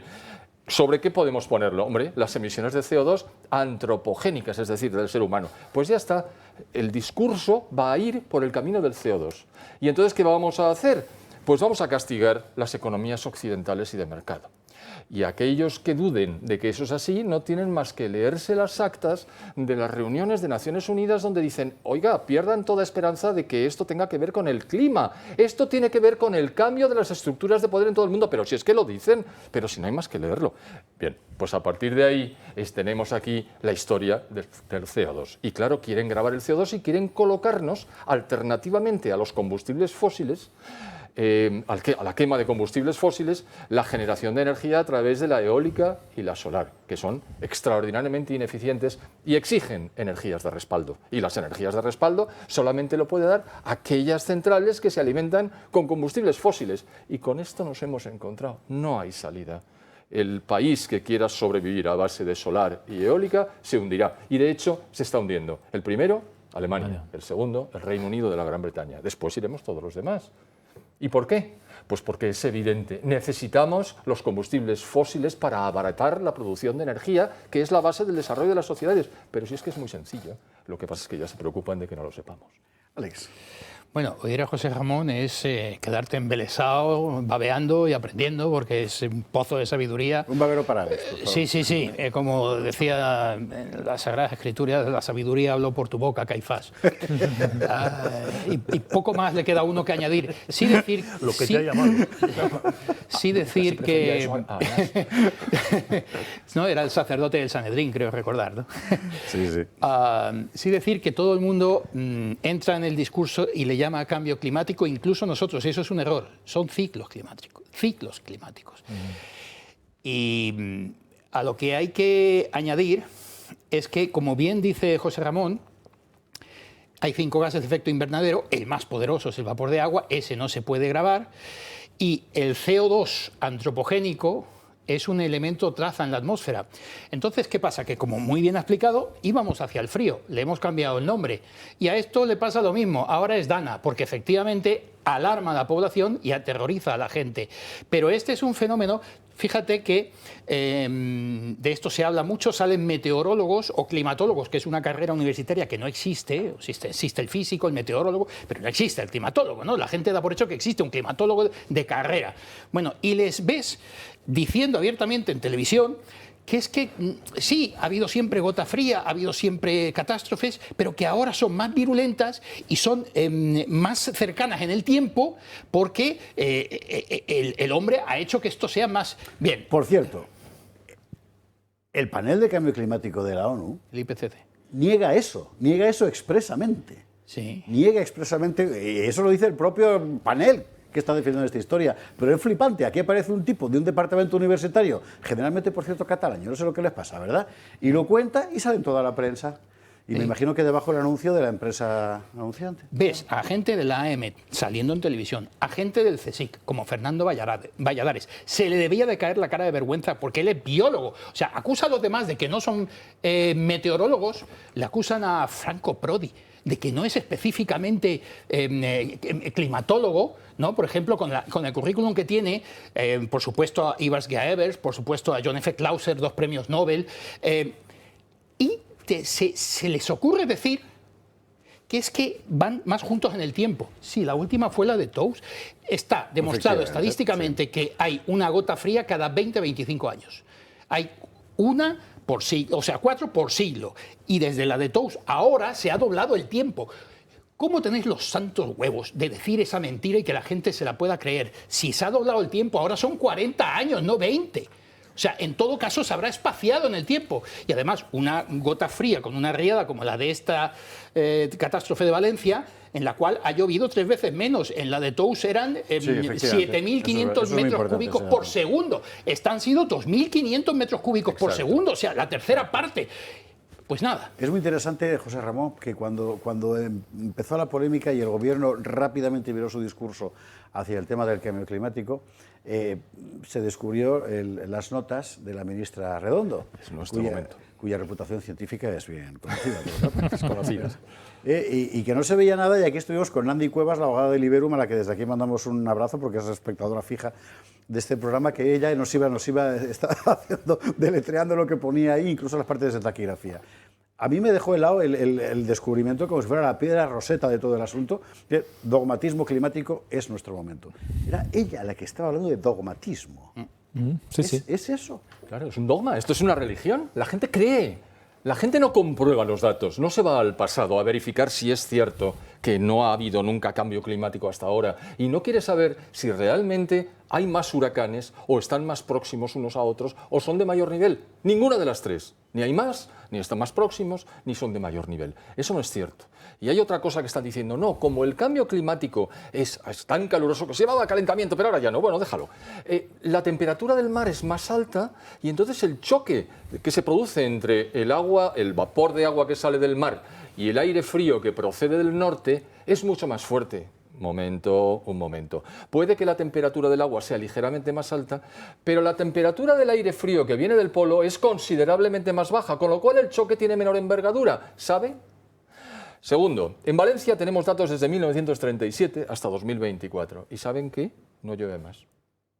No llueve más y además está establecido, los datos están al alcance de todos. Está en el artículo Fernando del Pino. Sí, por cierto, claro, pero ahí no se veía bien donde empezaba. Digo, esto parece ser 1930 y pico, me voy a las tablas. Y en las tablas no. Pero vete a las fuentes y deja de decir tonterías, deja de creer como si esto fuera una religión, que es una religión. Es que es una religión, efectivamente. Seguro que Rodrigo y Pedro quieren preguntarle cosas a Alex y a José Ramón, así que vosotros mismos. Sí, yo tenía precisamente esa pregunta. Cuando la opinión de los dogmáticos, un poquito menos dogmáticos, es decir, sí, pero el cambio climático, es verdad que existen las gotas frías, pero al final la temperatura del Mediterráneo hoy en día es más caliente por culpa del cambio climático y ergo esto ha provocado digamos, la violencia de esta gota fría. Pero bueno, esto lo acaba de contestar. Yo la pregunta que tenía era que, por favor, ¿nos podéis decir un poquito más sobre la limpieza de los montes y la limpieza de los cauces? ¿Es cierto que por culpa de algunas políticas nacionales o incluso europeas está prohibido hoy llevar las cabras al monte y más en serio, digamos, hacer una limpieza seria de los caudales y que eso también ha amplificado el impacto de la gota fría? ¿En Valencia eso es cierto? Es absolutamente cierto. Adelante. Vamos a ver, hay unas políticas dictadas desde Bruselas en las cuales los ríos tienen que fluir hasta el mar sin obstáculos. Y entonces todas las presas y azudes que nuestros abuelos y tatarabuelos con muy buen criterio levantaron para frenar la caída de las aguas abismándose hacia abajo, las aguas caen, no suben, pues eso hacía que se refrenara. Esas presas y azudes estaban no para embalsar agua como los grandes pantanos, sino para las acequias y para regar. Y muchas presas van frenando el agua. Pero es que además, efectivamente, hablan aquí de bulos, se les está llenando la boca ahora a los medios de bulos, de que no es verdad que limpiando los cauces... Sí, es alucinante, es alucinante. Sí, no es verdad que limpiando los cauces, todo lo contrario. No. Que hay de la Universidad de Bellaterra, una cosa que se llama CREAF, creo recordar, ¿verdad? Salió diciendo, no es bueno limpiar... Pero bueno. Y Neutrola y Maldita y todas estas, se les está llenando la boca de un tema que es totalmente falso y ellos lo saben. Efectivamente, tenemos todos a la vez. Sí, copia y pega. Efectivamente, tenemos en España una vegetación autóctona de sauces, de chopos, de álamos, de olmos y vegetación ribereña autóctona que debería de estar ahí. Y esa solamente habría que desbrozarla un poquito para que no creciera demasiado, y esa efectivamente sujeta la tierra y no obstaculiza el paso del agua. ¿Qué ocurre? Que tenemos una especie exótico invasora, la caña. La caña no es de aquí, es asiática. Y la caña es algo que desde siempre ha estado aquí, porque vino hace siglos, y esa crece, pero crece exponencialmente. De tal manera que hay miles y miles de millones de cañas, que es la parte aérea del vegetal. Bueno, esto efectivamente no sujeta la tierra, es un rizoma, y esto se lo lleva a la riada. Como hemos visto, eso es lo que tumba los ojos de los puentes. ¿Sabes? Si fuera agua sola, hubieran aguantado los puentes, pero viene toda esa trumba de sólidos que tumba los pilares. Bueno, esa caña, es todo cuestión de dinero, esa caña hay que limpiarla. Se puede hacer cavando. Tú desbrozas y luego cavas. Eso es por no hablar del cauce del río, que vamos a eso. Pero claro, eso cuesta una pasta. Y luego hay que poner una tela, creo que es polipropileno, una tela encima para evitar que sobre esa tierra le dé el sol a la tierra y vuelva a crecer de lo que haya quedado allí otra vez una caña. Eso cuesta, según las administraciones, 1 millón de euros por cada kilómetro de río. Y esa es la razón. Entonces, tú no puedes tocar una caña. Tú como particular, o como ayuntamiento incluso, tú pides permiso a la Confederación para limpiar el cauce, desbrozar y dragar el río, y no te dan permiso, porque son ellos, los de la Confederación y las administraciones, los que tienen que hacerlo, pero no lo hacen porque les cuesta un riñón. Pero si tú lo haces, evidentemente te cae una multa, pero tremenda. Entonces, no puedes tocar los cauces de los ríos. Los cauces de los ríos están totalmente llenos de cañas. Totalmente llenos de cañas. Y todo eso se lo lleva, entre que no hay presas y azudes que frenen el agua. Y cuando hay un caudal de este tipo, se lleva todas las cañas. Pero es que son millones y millones de cañas. Tú ves las imágenes de la riada pasando por los puentes a un lado y al otro, y es que no se ve el agua, es todo cañas. Todo, troncos, palos, cañas. Eso por un lado. Y por el otro, el dragado. Es decir, tú tienes el cauce. Imagínate, suponer, 10 metros de cauce, de altura de cauce. Pero 5 son de mierda, de cieno, de barro, de basura. Te prohíben dragarlo. No toques la naturaleza. La naturaleza se regula sola. Entonces, ¿sabes? Decía Delibes, la cultura se crea en los pueblos y se destruyen las ciudades. Es lo que está pasando toda la vida dragando. ¿Y ahora qué pasa? Pues que si eran 10 metros y le quita 5, solo quedan 5 metros de cauce. Se desborda en cuanto llueve un poco. Es que es de cajón. Me gustaría explicar un poquito la dinámica de por qué eso que estás diciendo ha generado los problemas de acumulación de vehículos en 3 pisos. Dirán, pero bueno, si el agua sube lentamente, ¿cómo los coches, con lo que pesan, pueden estar acumulados hasta el primero o segundo piso? ¿Por qué ha venido algo con mucha fuerza? ¿Qué es? Pues es la rotura de las presas naturales que se han creado como consecuencia de los arrastres. Cuando han encontrado un puente, se ha formado una presa, como si fueran castores. Claro. Y entonces ese agua se acumula. Y como el agua puede más, siempre puede más, rompe y baja una ola. Una ola con un enorme poder destructivo, y esa ola arrasa absolutamente todo y además pilla a la gente desprevenida, porque cuando el agua va subiendo lentamente, porque los cauces están limpios, como han estado siempre, sube lento y la gente dice, venga, si están avisados, mucho mejor. Pero cuando llega la ola, que parece un tsunami, se lo lleva todo por delante. ¿Por qué? Porque no has limpiado. ¿Y por qué no has limpiado? Porque alguien ha decidido que esas cañas invasoras es una especie en vías de extinción. Sí. Por lo tanto, está protegida y multado quitarla. ¿Esto es un crimen? ¿Y eso lo ha decidido Bruselas? Eso lo decide Bruselas porque en última instancia viene inducida por la Agenda 2030, que en su punto 13 explica todo esto. Es decir, la Agenda 2030, ya sabéis, que tiene 17 índices objetivos, o capítulos y 169 metas.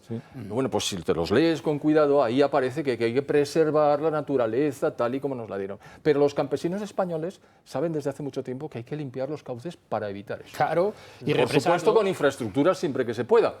Y la prueba es Valencia, con el Plan Sur, si es que queréis que lo Creo que nos da tiempo a verlo y me parece que vale la pena hacer el resumen, aunque esto va a ser, desearíamos que fuera una información en permanente construcción. Además hemos quedado con los amigos de Paiporta, Chiva y otros lugares que seguiremos llamando todas las semanas, porque ahora es cuando ellos van a sentirse desamparados.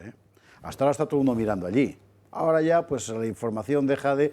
pero allí siguen con los problemas. Bueno, digo, una cosa que yo no querría dejar de contar es todo lo que hemos averiguado, por ejemplo, que hemos aprendido un montón, y con José Ramón y Alex aprenderemos todavía más, sobre las políticas prácticas reales. Esto que ha dicho Alex, esta frase está francamente bien, la de Delibes, que efectivamente la cultura nace en los pueblos, que cultura y cultivo tienen la misma raíz, ¿eh? Cierto. Claro, y la naturaleza del hombre es la cultura, que decía Arnold Gellen. Es que es así, o sea, uno tiene que vivir en un medio que es por definición hostil, y entonces lo domas y convives con él, no lo destruyes, convives con él. En el caso de geografías como la Mediterránea, todo el mundo sabía cómo se hacía. Bueno, y esta semana ofrecíamos en El Gato un par de materiales que me gustaría ponerle juntos, si te parece, Raquel, uno detrás de otro, el de Gaby Serrano y el de Miguel Gutiérrez, sobre las negligencias expresas por parte del poder, que son las que han conducido a esta catástrofe. Porque no ha llovido más que otras veces, no ha habido más agua que otras veces, lo que ha habido, mejor dicho, lo que no ha habido son las políticas adecuadas para encauzar un fenómeno que, como ha explicado muy bien José Ramón, está ahí por naturaleza. Por naturaleza. Bueno, vamos a verlo. El mundo, Europa y España necesita más Teresa Riveras y necesita menos negacionistas del cambio climático. Alaba a Teresa Rivera, pero ¿qué ha hecho para gestionar las consecuencias de la Dana? Afirmó que llamó en repetidas ocasiones a Carlos Mazón para ponerse a su disposición. Este publicó un simple mensaje cuando la catástrofe se había producido.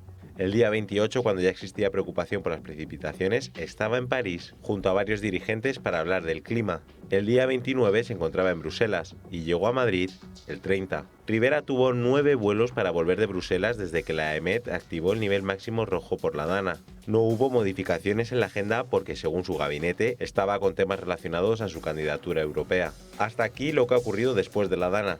¿Y cómo ha sido su gestión previa a la misma? Primero hay que remontarse al año 2011, cuando era secretaria de Estado de Medio Ambiente. Firmó la declaración de impacto ambiental del proyecto Adecuación Ambiental y Drenaje de la Cuenca del Pollo vertiente a la Albufera, Valencia.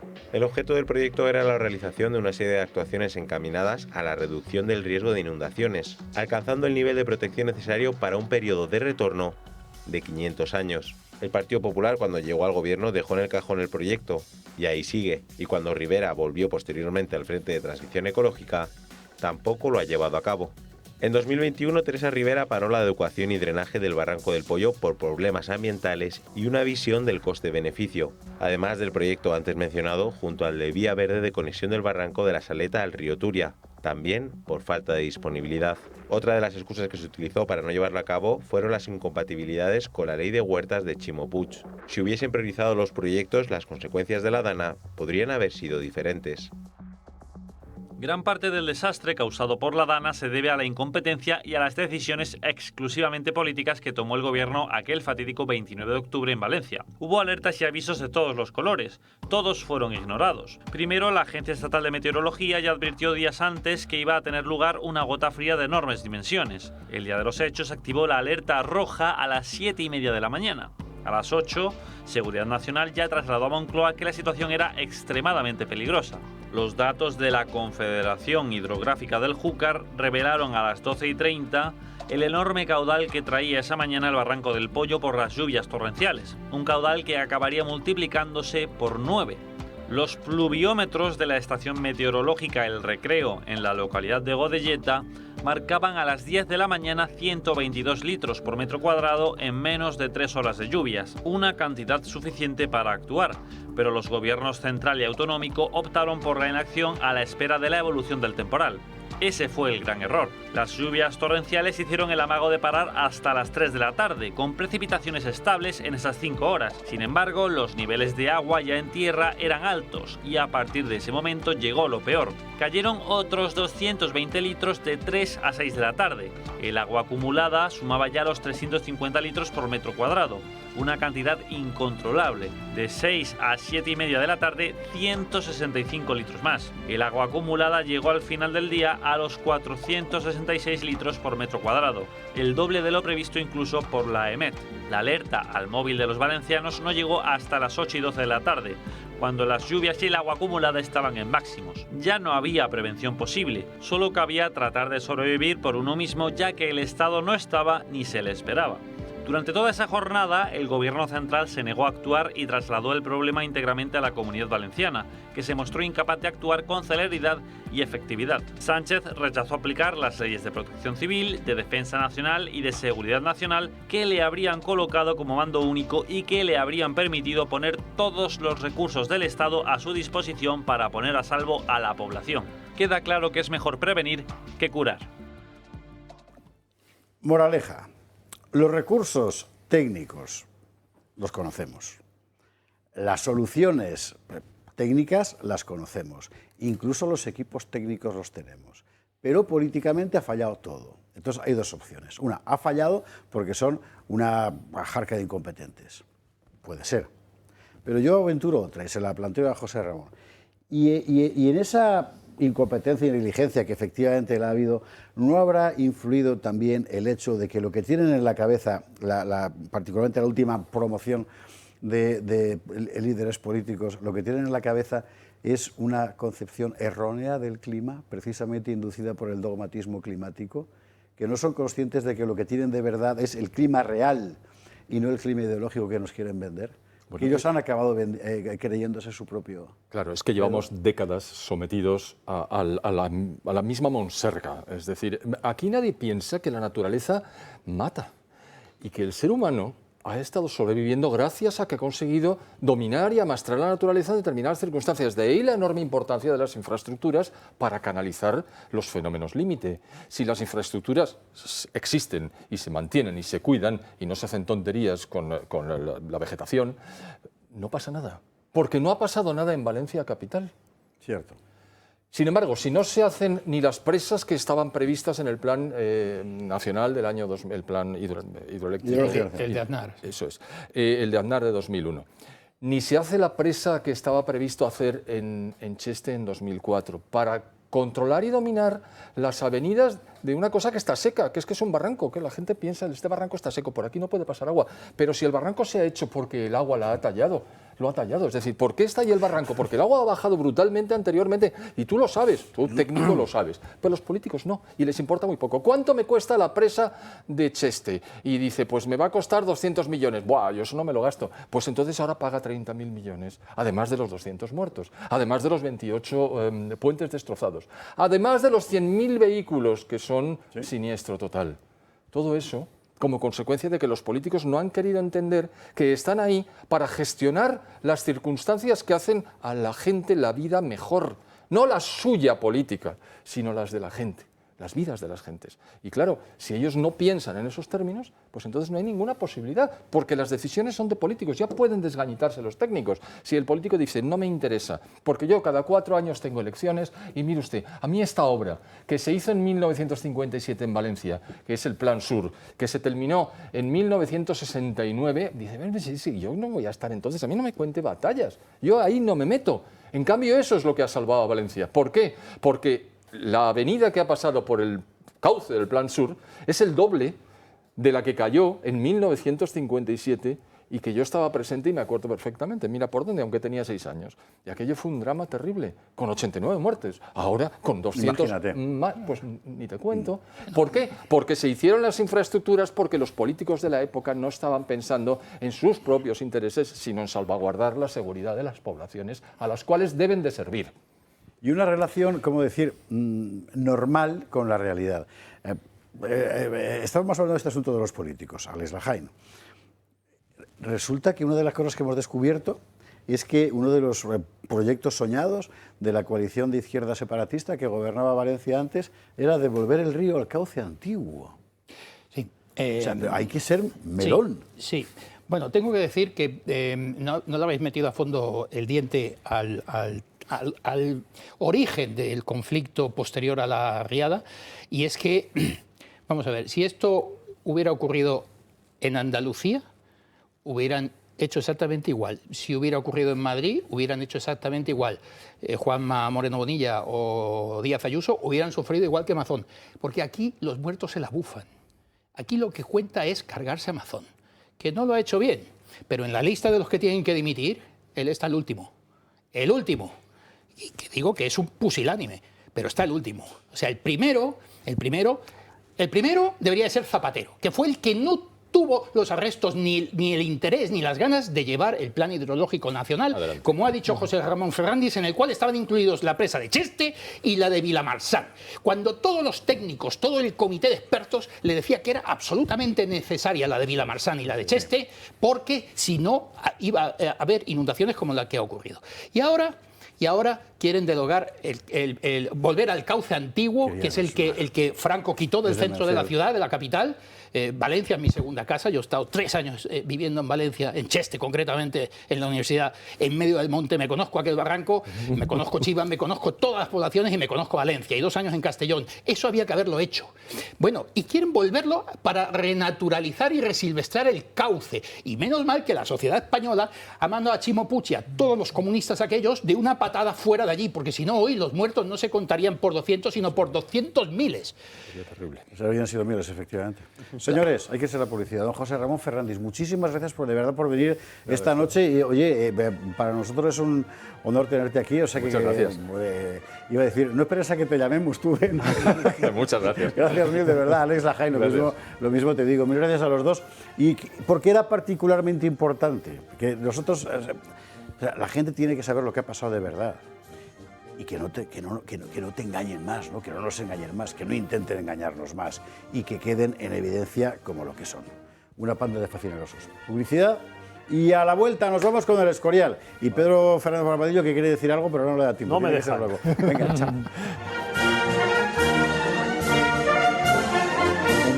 Gato de viernes, gato de húsares, cerrando recta final y la vamos a dedicar a esto. El monasterio del Escorial, que es uno de los lugares más fascinantes del mundo. Lo hemos presentado así antes y me parece que es una definición perfecta, no solo por lo hermoso que es, lo bello que es, una sinfonía de piedra. No, además de eso, es que dentro, su historia, lo que hubo que ya no hay, pero que en cierto modo permanece como una atmósfera, ¿verdad?, es un mundo enteramente fascinante. Fascinante como lo es en general la España imperial, pero además la propia obra, lo que hubo allí dentro y la vida que allí se hizo. Y va en esto y aparece este libro que está viendo usted en pantalla, El Escorial, un poliedro de humanidades, que es una maravilla de fotografías. Está francamente bien, está contando hasta el último detalle, ese que no le enseñan a usted cuando va, y que yo no me he empezado a leer, pero vamos, ya tengo lectura para el fin de semana. La autora, Sol Clemente, muy buenas noches. Hola, buenas noches. Usted sabe que en buena medida el Escorial es el sueño de un matemático, que es Juan de Herrera, u otros, ciertamente. Pero es que resulta que ella es matemática también. Mira tú por dónde. Efectivamente. Y además, tú llevas, en fin, estrechísimamente vinculada a la vida cultural del Escorial, que es muy intensa mucho tiempo. Y ahora te has lanzado con esto, que es una provocación, porque anda que no se ha escrito sobre el Escorial. Bueno, la verdad es que sí, pero ha sido un tema que es curioso, pero es que me lo he encontrado. Yo no tenía ningún tipo de intención de escribir, yo efectivamente soy matemática, toda mi vida he estado trabajando en tecnología y de repente empiezo a dar clases en una universidad, se me ocurre, por ciertas cosas, hacer un máster de humanidades y esto acaba como, bueno, esto es, digamos que lo posterior al trabajo fin de máster de humanidades. Hago mi trabajo fin de máster, me proponen en la universidad que estudie el monasterio del Escorial desde el punto de vista de humanidades y es el propio tribunal el que me anima a publicar un libro después de ese trabajo. Eso es un tribunal. Desde luego. Más tontería. Así es que es efectivamente lo que más me costó es qué escribes, ¿no? Del monasterio claro, está todo es que el monasterio prácticamente es el mundo. dicho, ¿no? Bueno, escribes. Y imagínate que decides empezar como si no hubieras leído nada sobre el monasterio. Da igual, o sea, es el universo entero, es que fue el centro del mundo mucho tiempo. Efectivamente. Bueno, pues al final lo que tuvimos, claro, la ventaja, como es un trabajo fin de máster, tienes un director, tienes un profesor que te está dirigiendo un poco la investigación. Que eso es lo peor que hay. Sí. Bueno, en este caso yo estoy muy agradecida porque realmente me ayudó mucho, porque hacía las preguntas oportunas. Ajá. O sea, no te decía, sino... ¿Qué te parece? ¿Qué has pensado? O sea, no te daban las respuestas. Eso claro, es una buena cosa. claro, eso está bien. Y entonces, bueno, pues me propusieron hacer un estudio del monasterio, pero desde el punto de vista humanidades. Como no puedo olvidar mis estudios universitarios matemáticos y a mí todo me gusta, siempre digo que todo es un poliedro, tiene muchas facetas y que para averiguar realmente qué es algo, la esencia, su sentido, deberíamos intentar mirarlos desde todos los puntos de vista, pues eso es justo lo que hemos intentado hacer con este libro. Elegimos 7 facetas distintas, pues desde historia, teología, filosofía, ciencia, literatura, arte y acabamos con estética como un cierre. Y el juego era cada vez ir como con unas gafas. Voy a intentar descubrir algo de historia. Qué bueno. Voy a intentar, un poco intentando también, pues un poco lo que decía Unamuno, ¿no? Que no hay que ir con creencias, que hay que intentar verlo como lo que es, que tienes que irte a hace 5 siglos, ¿no? Casi para intentar averiguar sus porqués y sus para qué. Y eso es lo que hemos intentado hacer. Enseguida os doy la palabra a Rodrigo Pedro, pero es que a mí es un tema que me fascina particularmente. Me fascina particularmente el hecho de que a la gente de hoy le cuesta mucho hacerse una idea real, fehaciente, de lo que significaba aquel palacio monasterio, que no solo era la sede del mayor poder del planeta en aquel momento, sino que tenía la mayor biblioteca de Europa, que tenía uno de los mayores centros científicos del mundo, que era la Botica, y todo lo que allí se estaba trabajando. Es que desde el punto de vista del conocimiento, el Escorial es, bueno, pocas cosas así comparables, el Vaticano a lo mejor. Pero hablamos de la Botica, por ejemplo. A mí me tira, además, parte se quemó, si no me equivoco. Sí, bueno, de la Botica queda poco, pero fíjate, es que es muy interesante este edificio, porque es el primer edificio que se construye en una mesa, porque se hacen planos y se construye, se lleva el plano a pie de obra para construirlo. Antes no se era eso, antes eran los propios maestros canteros, el propio jefe el que iba diciendo a pie de obra cómo se construían. Aquí no, aquí se hace en un despacho de arquitectura. Juan Bautista de Toledo hace sus trazas, su primera traza, la traza universal, en un despacho y aparece y quiero que se construya esto. Esa traza la aprueba Felipe II, los Jerónimos, en fin. Y entonces es muy curioso porque eso mismo es un descubrimiento y es que el monasterio tiene muchas cosas muy diferentes. Y, por ejemplo, en la Botica, y te contesto, me he ido, pero para volver, en la Botica, que efectivamente tenemos nada ya prácticamente en la Botica, saben muchas cosas porque también tiene una característica y es que como están los Jerónimos, pues los jerónimos es una orden que siempre decían a un fraile que tenía que hacer como un diario. Entonces hay, por lo menos que yo conozca, puede ser que haya más, 2 libros, 2 manuscritos de Fray Juan de San Jerónimo y el de Padre Sigüenza, que te van contando día a día qué se hace, los avances, qué se espera, qué problemas hay. Es que eso es muy interesante. Joder, fantástico. Estamos hablando, vamos a ver, es investigación científica de la época. Totalmente. Es la herboristería. Totalmente. Y entonces en la botica, aunque se ha quemado, había un belga, bueno, de Flandes, sí, que vino como profesor de patinaje de Felipe III o algo así. Y resulta que, es que aquí llegabas al monasterio y podía pasar cualquier cosa. Y bueno, se dedicaba a tomar nota de todo lo que veía. Entonces tenemos un libro que se llama El pasatiempo, de Jean Lermite, que nos cuenta y nos ilustra cómo era la botica, muchas otras cosas también, pero cómo era la botica, por ejemplo, cómo era la torre filosofal, qué es lo que se hacía. ¿Qué era la torre filosofal? Pues mira, la torre filosofal es lo que utilizaban ellos para destilar.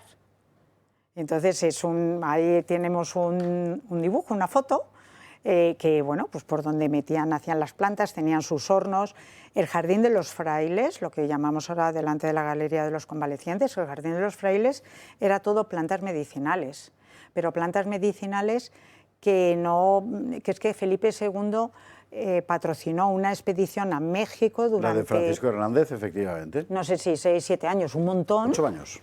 Exacto, para que fuesen Esta historia que está contando Sol es fantástica, muy poca gente la conoce. O sea, este señor era de Toledo, ¿no? Y era lo que en la época se había instalado, porque Felipe II era un científico convencido, que era una cosa que era el protomedicato, para que la gente, los médicos tuvieran formación de médico de verdad. Bueno, y este señor era un protomédico y estaba en el Escorial y le encarga irse 8 años a la Nueva España, o sea, a México, bueno, México más el sur de, ya sabe usted, lo grande que era aquello, para retratar toda la la flora y los minerales fundamentalmente del Nuevo Mundo, con fines científicos y medicinales. Una cosa fantástica que nace en ese momento, por ejemplo, es la taxonomía, la clasificación se inventa ahí.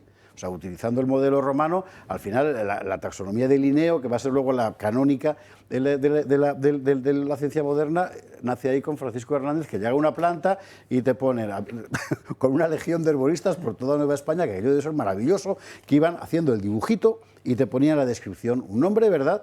Y te ponían, para la nicotina, pues no sé qué, para lo que sirve. La nicotina la recomendaban, por ejemplo, para expectorar, es interesante.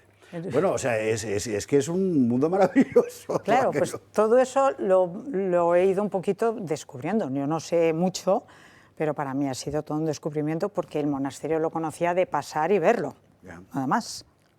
Así es que ha sido, bueno, es que es un regalo. Bueno, hasta ahora ha llegado la parte bonita. Ahora van a preguntar Rodrigo y Pedro. Así que vamos a la publi y a la vuelta seguimos con el Escorial, que ya le digo, o sea, es el centro del mundo, sigue siendo el ombligo del mundo.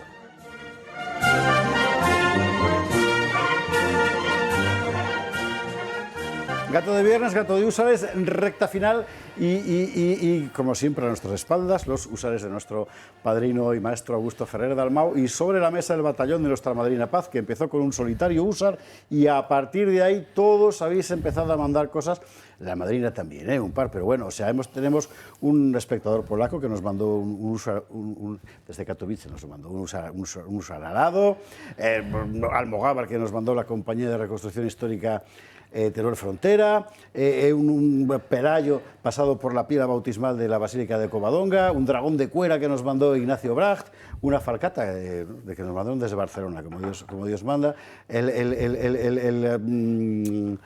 el soldado español del siglo XVII, cuyo nombre no comentaré para no tener que pagarle derechos a Arturo, que nos lo ha hecho Francano, un escultor murciano maravilloso. Y lo cuento todo esto, que usted ya lo sabe porque se acaba de incorporar Javier Santamarta. Y así ya te cuento lo que hay. Todo esto son... O sea, aquí la madrina del programa empezó con uno y los espectadores han empezado a mandar cosas. Cierto, que me ha dicho aquí Rafael Rodrigo, que ayer estuvimos en la presentación, que no se puede decir dragones de cuera. Son soldados de cuera. Rodrigo, el caso es tocar los perendengues. Sí, básicamente sí, pero es lo que hay. Pero es que yo es que he llegado un poquito tarde porque, oye, perdona, esto, los que tenemos una edad, nos recordamos de lo que es Knight & Cooper, que eran los juegos de mesa. Bueno, pues esto lo ha comprado una empresa española y está haciendo juegos de mesa de historia de España. Ah, qué bueno. O sea, desde las Navas de Tolosa. Ha hecho uno sobre el Rey Planeta. Bueno, alucinante. Pero hay este tiene que venir, ¿eh? Pues mira, que venga y le vamos a presentar a Sergio Lara, porque con los amigos de la Sinfonía del Uro han hecho un juego de estrategia de Cartagena. Ese el domingo pasado estuvo en el programa del Tren de Santa Marta, que es la competencia, no se preocupen ustedes, somos buenos amigos, alucinante, porque además ese es un juego de mesa más cortito, hora y media, además ahí uno lo pone efectivamente para que ayuden, se pongan como mecenas con ese tipo de figuras. Y abrazo fuerte para Sergio Lara, un tío tremendo. Oye, ¿qué pasa? O sea, nos gusta España. Claro. O sea, ahora mismo el nuevo punk es hablar de San Lorenzo del Escorial. Por ejemplo, con el libro de Sol, que estábamos hablando aquí, Yo voy a callar, porque al final el problema será que yo hablaré de llano, entonces lo que se trata es de... O Javier, de que hable ella fundamentalmente. Nos quedan unos pocos minutos de programa. Rodrigo, Pedro, yo querría aprovechar para que hicierais vuestras preguntas. Voy a empezar comentando la importancia que tenía el monasterio del Escorial ya en su época, en el siglo XVII, pues se viene a Madrid el príncipe de Gales, el príncipe Carlos Estuardo, aparece con el valido, el futuro duque de Buckingham, en Madrid en 1623 para negociar el matrimonio con una infanta española.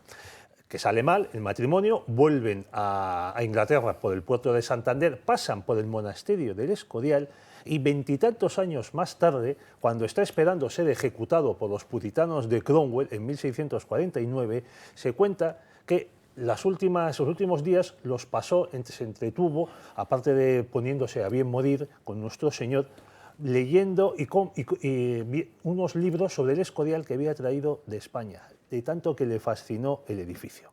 Del padre Sigüenza, Y la pregunta que le quiero hacer a Sol es, a ver, ¿cómo se ha perdido todo el sentido del monasterio, todo el sentido sacro, el sentido cabalístico a lo largo de los años, hasta el punto de que para muchos no es más que un mamotreto que vete tú a saber por qué lo puso ahí Felipe II, tan incómodo? Incluso franquista. Ya tuvo que salir el país, ¿no? Sí, que era un momento franquista. Es lógico. En fin. Bueno, pues yo creo que es que no valoramos suficientemente ni nuestra historia ni el patrimonio que tenemos. No lo valoramos. Y nos dejamos llevar pues, por las modas y por las leyendas. Y entonces el monasterio se le fue olvidando. Sí que es cierto que a partir de las desamortizaciones del 19 estuvo muy abandonado, cuando echaron los jerónimos hasta que pudieron entrar los agustinos. Ahí pasaron unos años muy duros. El monasterio no es ni sombra de lo que era, porque ha sufrido muchísimos expolios. Lo saquearon los franceses. Los franceses, es que hay documentación de que hay días que se llevan 300 carros y 500 caballos con joyas. O sea, saquearon todo. Y otras cosas no las pudieron saquear pues porque, por lo que sea, nos sonrió la suerte. Por eso que tenemos, por ejemplo, el Cristo de Cellini. Si llegan a encontrar un carro que aguante el Cristo, no lo hubiésemos tenido ahora mismo. En cualquier caso, pues nos dejamos llevar y nos dejamos politizar, ¿no? Ahora tiene una imagen, bajo mi punto de vista, que se está un poco recuperando, pero hemos pasado unos años que casi lo veíamos como va de retro, ¿no? Esto que es, qué horrendo. Y es nuestra historia, es lo más importante que tuvimos en nuestro siglo de oro. Es que fue referencia de artes. Felipe II llegó a ser un mecena de artes, de las artes en toda Europa, por todo lo que iba teniendo el monasterio. Y yo creo que son temas que deberíamos estar como muy orgullosos. Y luego lo que está claro es que te cuentan muchas cosas. Si tú te acercas a la obra de arte abierto y aprender, te cuentan. Un minuto, Rodrigo, un minuto, Sol. Dos preguntas, muchas gracias. Lo que me fascina es que una matemática se deje fascinar por el Escorial. Y yo que también como, digamos, persona que se está interesando a la hispanidad desde hace algunos meses, que me parece también algo precioso, dos preguntas. Como matemática, ¿cuál es el rasgo que contarías a los telespectadores, que digamos la cosa más remarcable, más fascinante acerca del Escorial, como con tu cerebro de matemática? Y también respecto a la hispanidad, ¿cuál sería quizás el detalle, el logro del Escorial que te gustaría resaltar para precisamente demostrar lo grande que fue la hispanidad? Y quieres que contestes en un minuto, ¿no? En 45 segundos, seguro. Te contesto en muy poquito. Como matemático a mí me encanta la presencia de la geometría. Me encanta por todos sitios, por donde vayas. Me choca mucho y me hace mucha gracia que en varios sitios están los sólidos platónicos, que realmente no están, pero es que están hasta labrados en puertas, y eso no sé, yo no era consciente. Y de la hispanidad, que pues sinceramente yo creo que es la representación del momento más grande de España, ¿no? Ahora España es la reencarnación de la grandeza más absoluta de España. Y aquí está totalmente todo integrado. De alguna manera es intentar representar con unas piedras algo que equilibre el poder estratégico que se tenía en ese momento frente a la espiritualidad y la fe católica de los Austrias. Y esto es un poco lo que puedes hacer efectivamente. Es la civilización hispánica hecha espíritu. Y está Javier levantando la mano porque quiere decir la última palabra que yo le conozco. No, simplemente que es maravilloso este libro, sobre todo tiene un prólogo muy interesante. Tiene un prólogo que verdaderamente... Que no hemos mencionado al prologuista, efectivamente. Que es un honor tener de prologuista. No, por Dios, todo lo contrario. No, es que a mí me fascina, porque yo de pequeño, o sea, es que el San Lorenzo Escorial es que es Fibonacci, es Bach. Es una perfección que hace que no te canses. Sí. Y que, claro, es que además no nos damos cuenta. La mejor vista que yo recomiendo un curso hacer es que en un momento suban por la carretera que va a Ávila, hagan ahí la revuelta donde va el tema y bajen, al contrario, desde la que va a Ávila y vean cómo era realmente. Ahí es donde se puede ver cómo era en 1580. 1580, Londres era claro, como París. No era nada. Y eso está ahí, y ahí estaba todo el poder representado, porque eres un palacio monasterio, es mucho más. Señores, hay que acabar, ya lástima, porque este tema, en fin. Pedro Fernández Barbadillo, Rodrigo Ballester, muchas gracias por acompañarnos esta noche también. Don Javier Santamarta, un placer tenerte a última hora, porque así nos has permitido que solo habláis muchísimo más. De verdad, o sea, este libro hay que mirarlo, ¿eh? Al Escorial hay que ir, y si además vas con esto, vas a apreciarlo el triple, muchísimo. Editado por la Universidad Francisco de Vitoria, por cierto, que no lo he dicho, ¿vale?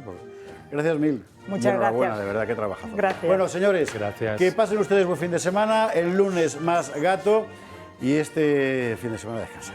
Adiós.